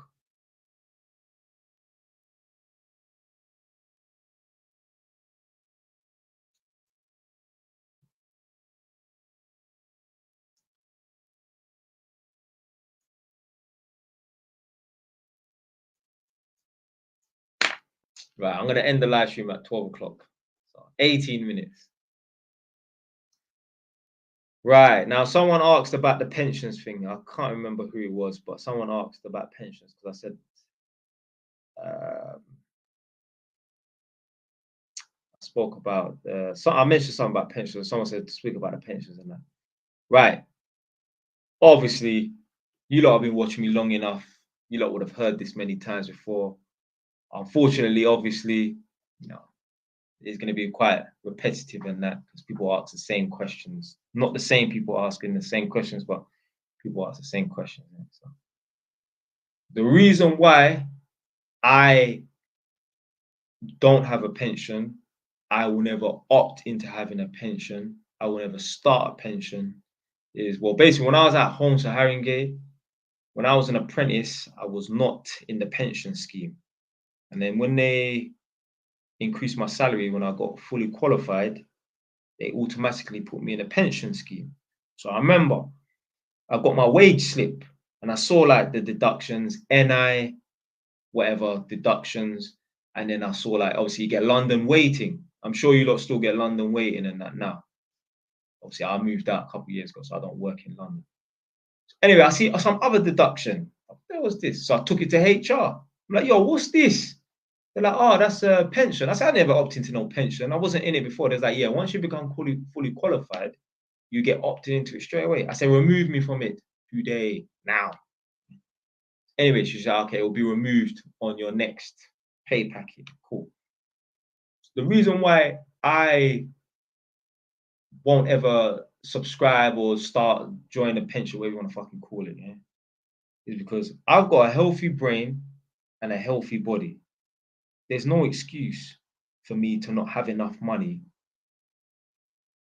to the point where I need to depend on a pension and that, whether it's private and or public. Like if I don't become a millionaire or close to, then I'm a fucking idiot because you don't need to be that intelligent. Yeah? All you need to do is have an average brain and a healthy body, and there's no excuse. So I must have done something wrong to not be in a position where I don't need a pension. So therefore, I deserve to suffer. You lot might think this is crazy, but this is why, yeah, I'm so judgmental and so harsh online and in the real world, obviously. Obviously, you lot don't know me, so you lot just see me online. Because I'm so harsh on myself, of course I have to be harsh on everyone else in the world. I'm not going to get up and do the things I don't want to do, stay disciplined, work every fucking day. I don't take any days off ever. I took a week, 2 weeks off work. They thought there was something wrong with me. Yeah. I don't take days off. I've been on this contract for 3 years. I've only taken off 2 weeks, and that's because I was sorting out something. It's something else. So yeah, I took off 2 weeks off work. I don't take time off work. There's no way I'm going to be a disciplined, hard-working, hard-grinding, hard-sacrificing individual and be harsh on myself, but everyone else in the world can just get away with being lazy pieces of shit. No way. So that's why I'm so harsh and judgmental on everyone, because I hold myself to a high standard in that. Some woman made a video. Obviously, I used part of her video to talk about the point that I wanted to talk about. And what I was talking about was apparently Muslims are exempt from council tax because their house is a place of worship. Yeah. And in the beginning of that video, she was saying, I just want to put it out there. I believe that everybody is equal to me. And I was like, shut up. Shut up, man. You don't believe everyone is equal to you. Me personally, yeah, people are equal to me on like a human rights thing. Yeah, everyone deserves food, water, and shelter and whatever. And that, yeah, I believe we all have equal rights in terms of human rights. But other than that, we're not equal. Ask yourself this question: if you truly believe everyone is equal to you, when you see a crackhead, when you see a homeless person on the street, I'm not saying you look down on them, but do you see them as an equal? Can this person sit in a room and chat to you? Yeah, on the level, like, do you see them as an equal? Because no one who's sleeping out on the streets is an equal to me. It's not that I look down on them. I will talk to me. I will have a conversation with a crackhead. Yeah. What I'm saying is we're not equal. We're not equal. We're not on the same level. You starting your boxing career and you've just about punched up a punch bag, and that you think you can sit down in the same room as Mike Tyson and chat to him. You're not equal. I'm not. People are not equal to me in this world. There's people who, yeah, they're above, man. Like, you can't talk to me like I'm an idiot. You can't disrespect me. I'll move to you. But what I'm saying is, yeah, their level is higher than mine. We're not equal. You think my level is the same as, you think I'm on the same level as Jeff Bezos or Elon Musk or Alan Sugar or Donald Trump? No, no, they can't take me for an idiot. But we're not on the same level. We're not. So we're not equal. Yeah, we all deserve equal and human rights, but we're not equal. We're not equal. I'm not gonna get up and do all the things I'm supposed to do, work hard, make sacrifice, buy 5 properties, and then chat to a man that's the same age as me, that could have done the same things as me. Our timelines are all different. I'm not expecting just because you're 31, you're the same age as me, you're supposed to have 5 properties. No, because there's a 28-year-old that's got 10. Yeah? Our timelines are all different, but you need to be making that effort. If you are not making the effort and you're not moving forward in your life, we're not equal. I don't care if you're my friend from when I was 17. We're not equal. We're not equal. We're not even, if they created clubs, yeah, we wouldn't even be in the same club. I can enter certain clubs that you can't enter. We're not equal. There is a hierarchy. I'll still speak to people with respect, but we're not equal. We're not on the same level.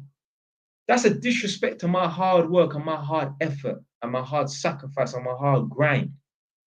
For me to do all of that, for then someone to do nothing, but we're on the same level. This is why I will never go to war. Never go to war.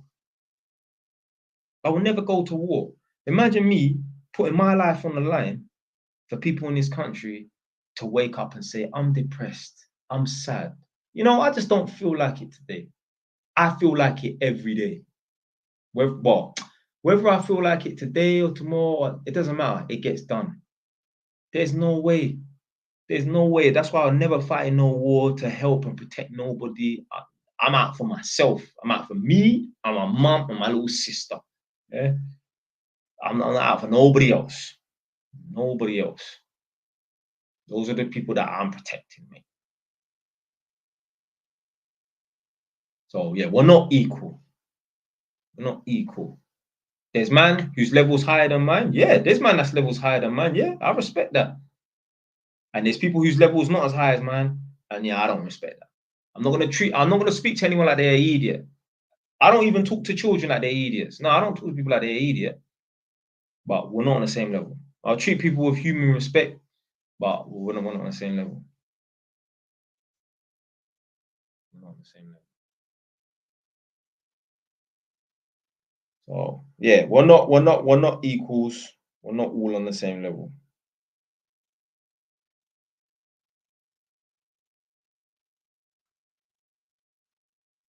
Man said, what about your girl though? I'm not putting my life on the line to protect a woman. Yeah, if my girl's with me and that, but like I will die to try and save my mum and my little sister, and they're the only people.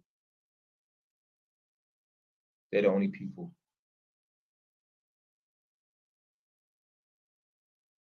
And even out of my mum and my little sister, I said to my mum, if you're drowning and my little sister's drowning, I'm saving my little sister because your job is done. You've done what you've completed your mission. You've reproduced. Your job is done. My little sister is the next in line to carry on the bloodline and that. You lot can laugh. This is serious. Yeah, I'm dead serious. I will save my little sister. Yeah, because she's the next in line.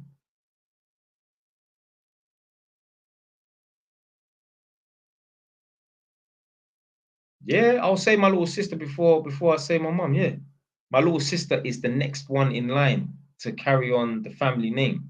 My mum's job is done, so I'll save my little sister before I save my mum's life. Yeah.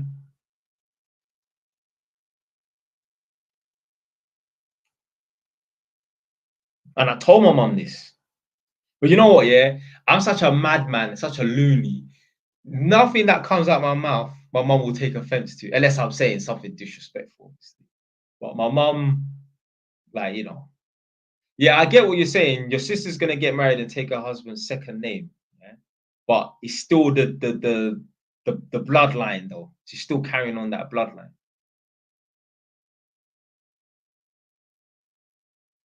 How to stay motivated is something flops. One sec.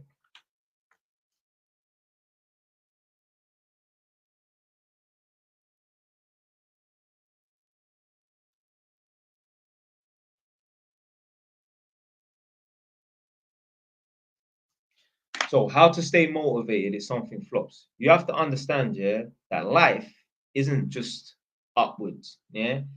Life goes up and down, and you gotta embrace the losses. Yeah? You gotta understand that things aren't gonna go your way. Expect things to not go your way. It doesn't mean like some people used to have this mentality, or I used to hear this mentality, people like, oh, I just always expect the worst. Nah, nah, nah, nah, nah, nah. That's not that's not the way to go about things. But what I'm saying is anticipate things going wrong. Don't think here for 1 minute everything's just gonna be smooth sailing. No, no, no, no, no, no, no, no. So yeah, all these people, like Alan Sugar, Jeff Bezos, Elon Musk, and that blood, them man, they're at the top now. But I promise you, they took a lot of losses. They took a lot of losses. You're not just gonna be successful on your first business venture. More than likely not.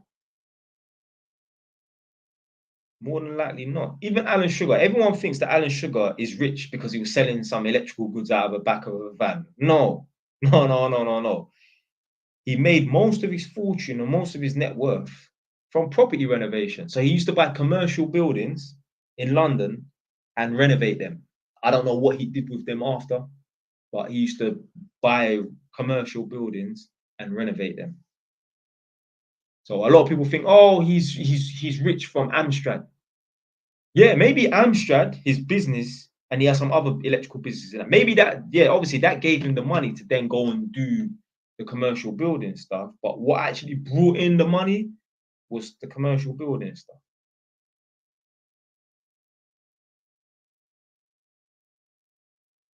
Yeah, so yeah, Amstrad, yeah. I think the AMS stands for Alan Michael Sugar, I think that's his name, yeah. But yeah, man, you got just know that things don't always go your way, man. As long as you're trying, that's the main thing. You always gotta be trying.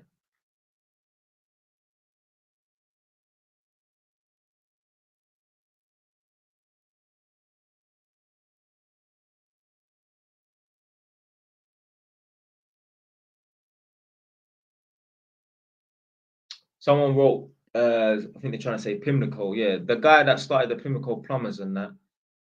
Um, yeah, I think he was the first millionaire plumber that became a millionaire or something like that. Big company.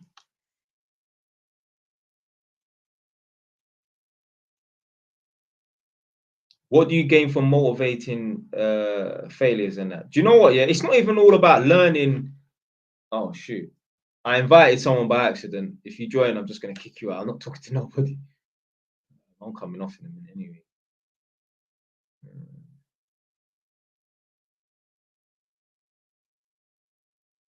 Wait, what? There was something I was gonna say. Hold on. Oh yeah, what do you gain from the failures and that?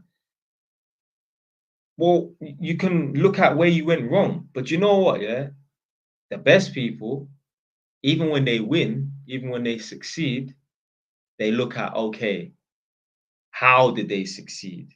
What did they do right to win? What did they do right to succeed? How could they have succeeded better and quicker? So there's always a lesson that you can learn. Okay, I made £1,000. How could I have made £1,100? Even I don't do that. I will just learn from my mistakes.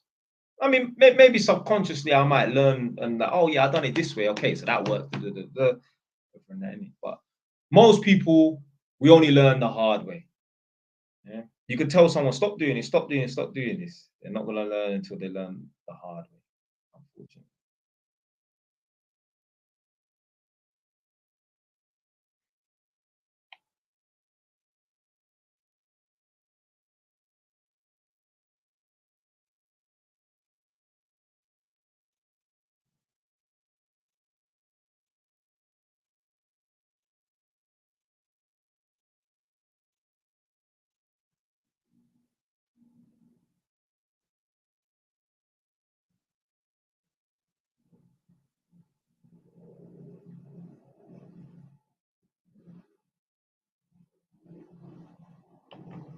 Someone said, JYS, do you rent out the other 4 properties you own? No, I rent out 3 of the properties I own because one house is under renovation. I live in one house now, and then the 3 flats I rent them out. Yeah. But eventually, this house will be a rental house, so you won't see the architrave going around no more.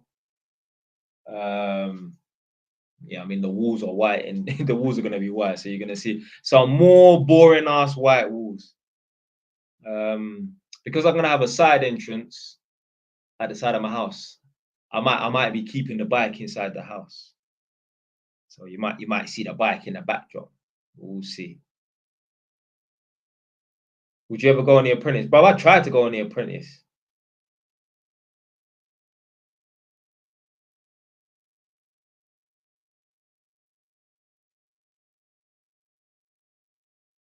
Is trading good? I mean, look, if you want to try trading, that's up to you. But me personally, I don't support trading because I feel like a lot of guys that do trading, they don't actually want to work. They just want to basically gamble and hope that they succeed. And then when you talk against their quote unquote dreams and that, they want to get upset. One youth must have fucking hit me up on Instagram in the DMs. Ah, yeah, I saw your video that you made about trading, and I think we need to jump on a call so that so I can educate you. But shut up. You still live at your mom's house, but about educate me. Yeah. About educate me. Some young you. Hey, look, I'm not saying just because someone's 21 or 23 or something that they don't know something I don't know. But blood, big man, you still live at your mom's house. But don't talk to me about educating and that. Don't talk to me about you don't earn as much money as me from work. You don't have as much rental properties as me. So you don't have passive income coming in how I got passive income. But you want to try to educate me. Come on. I didn't even respond to him. I didn't even respond to him. Educate me, you know. I can be educated, but it ain't gonna be by you. It ain't gonna be by you. What about S&P 500? Yeah, no, I don't really know about the S&P 500. So, but yeah, apparently you can make some money from it. So why not? Big up man like AMS, Alpha Male Strategies. He talks about S&P 500. If he talks about it, I'll say yeah, it's probably more than likely good. I'm not saying that if you trade, yeah, you're never gonna make no money. But me, the problem with the trading is I don't want young people speaking to their older family members. Let's say yeah, like, you got 1, 2 young people and that they know they got a couple older cousins and whatnot, and you know their older cousins say, "Listen, I went to uni, okay, I got a business degree, and it did nothing for me. But what I did was I started trading.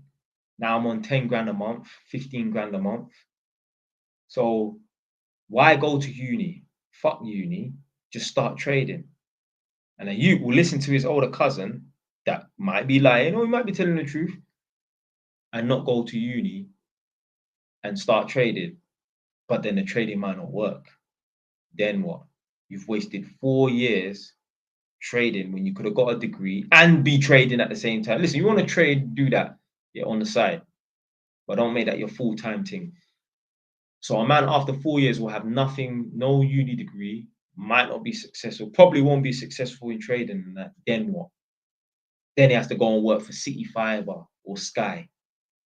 It's bullshit, man. So I don't want the young people trading and listening to their older cousins or some Forex guy that they saw on YouTube or whatever, thinking, you know what, fuck uni. Look, my parents have a uni degree and they're struggling. If I do what they did, then I'll be struggling as well. What you don't understand is your parents weren't that ambitious.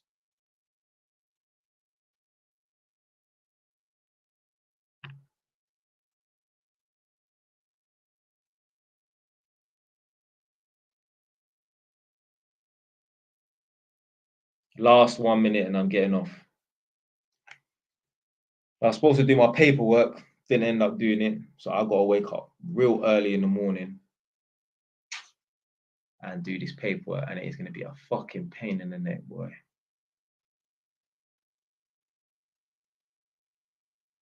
Yeah, last few comments, people.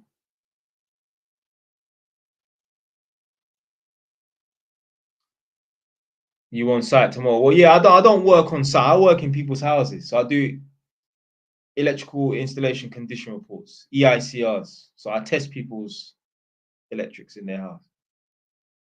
So yeah, I don't work on sites. I don't work on construction sites. I mean, my other house is a construction site at the moment, but yeah, I don't work on construction sites.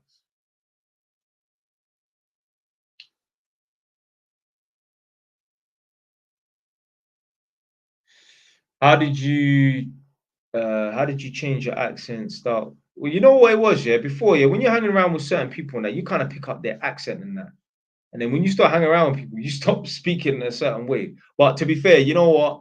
That is true and it ain't true, because I've been living in Northampton and that, and I will never change my accent. I could go to America, I won't change my accent. So, but the thing is, when I was starting off sick, just before, let's say before I was on YouTube, and I was talking like this as well. Do you know why I started speaking properly? Because some woman told me, you're not going to be successful if you carry on talking the way that you talk. Well, I got fucking 5 puppies, and yeah, and I'm talking like I just come out of prison. Yeah, so that was bullshit.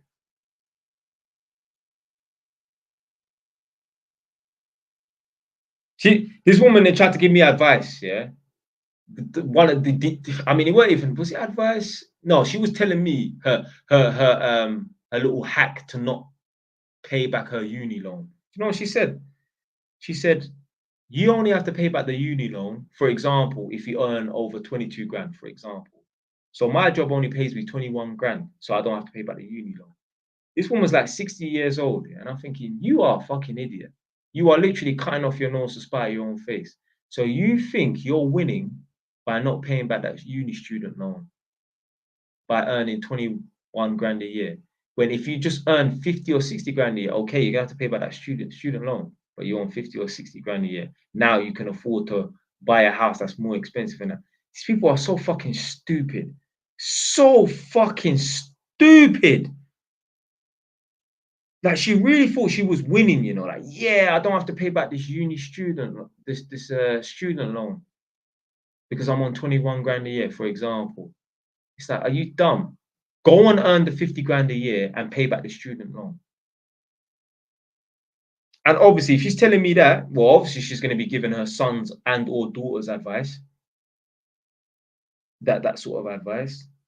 Go to uni, get a degree, but earn 21 grand a year for the rest of your life, so you don't have to pay back the student loan. Crazy. Absolutely crazy. Exactly. What was the point of going to uni if she was only trying to earn less than 22K? Fucking dumb. No, I will earn 60 or 80 grand a year and I'll pay back that student loan. Because now you have more potential to do stuff.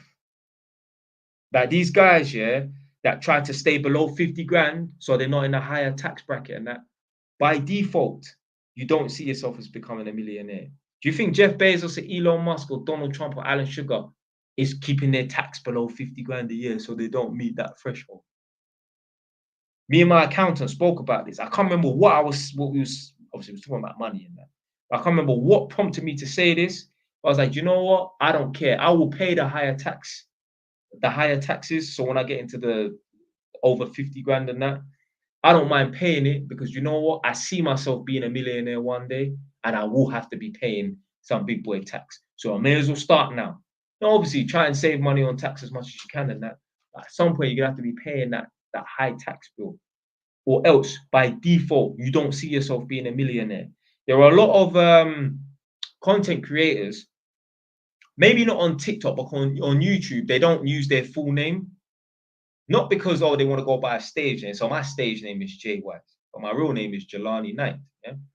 A lot of people, you don't know what their name is. They will never reveal their name. By default, they don't actually see themselves as being famous, you know, because every famous person you know you can Wikipedia them and find out their full name. So by default, by omission, they don't see themselves long-term being famous because they're trying to omit and hide their full name. Now, I'm not going to give people my fucking address because I don't want them to come here and get their ass whooped. So that's why I don't give people my address. What I'm saying, you can find out you can know my full name. I wrote a fucking book. My full name's in my book. People that try and hide their full name, yeah, they don't want to tell people their government name just because you don't see yourself as being famous. Every famous person, there's no rapper that you can't find out his full government name on Wikipedia because they're famous. So all these content creators that trying to hide their name, whatever. I mean, all right, someone put M Huncho. I don't know M Huncho. I've heard his name, but I don't know. Don't know who he is. But maybe that's that one rapper. Maybe it's that one rapper that you can't find out his full name in that. But is he a multi-millionaire?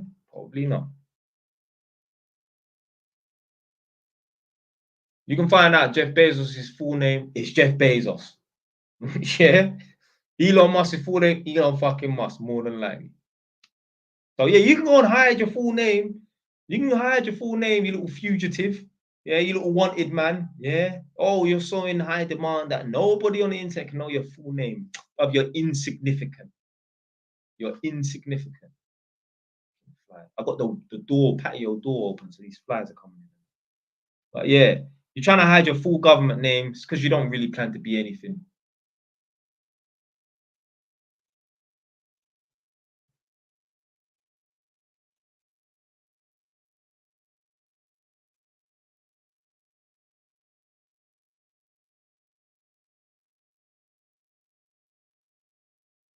Anyway, last 60 seconds and I'm done because I should have come off this fucking live stream ages ago. I get carried away. Get carried away dropping these gems.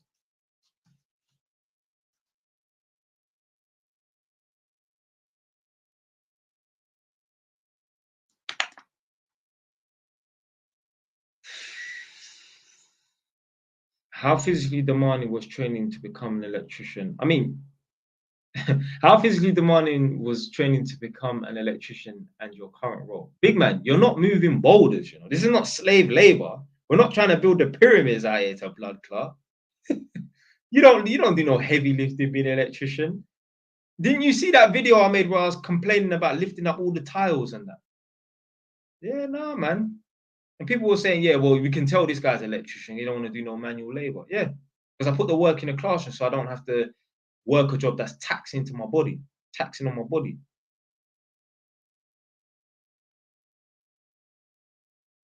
Anyway, I'm done now. Do you work now? Yeah, I still work. I'm going to work tomorrow. I'm going to work today. It's technically midnight.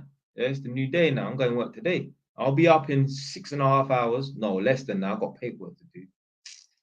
Should have come off this live stream a lot earlier. You know? For once, I wasn't disciplined. It's your fault. Yeah, I work now, man. Yeah. What age did you become an electrician? Well, I mean, I started my apprenticeship when I was 19, fully qualified at 21, 31 now. So best part of 12 years, including the apprenticeship. What's your thoughts on UK politics? Go and watch my videos where I'm talking about voting. Do you know what? I don't know if you're going to find any search results, but type in JY's TV voting and you will hear I've released a few videos, so it should come up and you will know my thoughts on it. But anyway, man, that's it for today, man. I'm done. Stay tuned for the next one, yeah.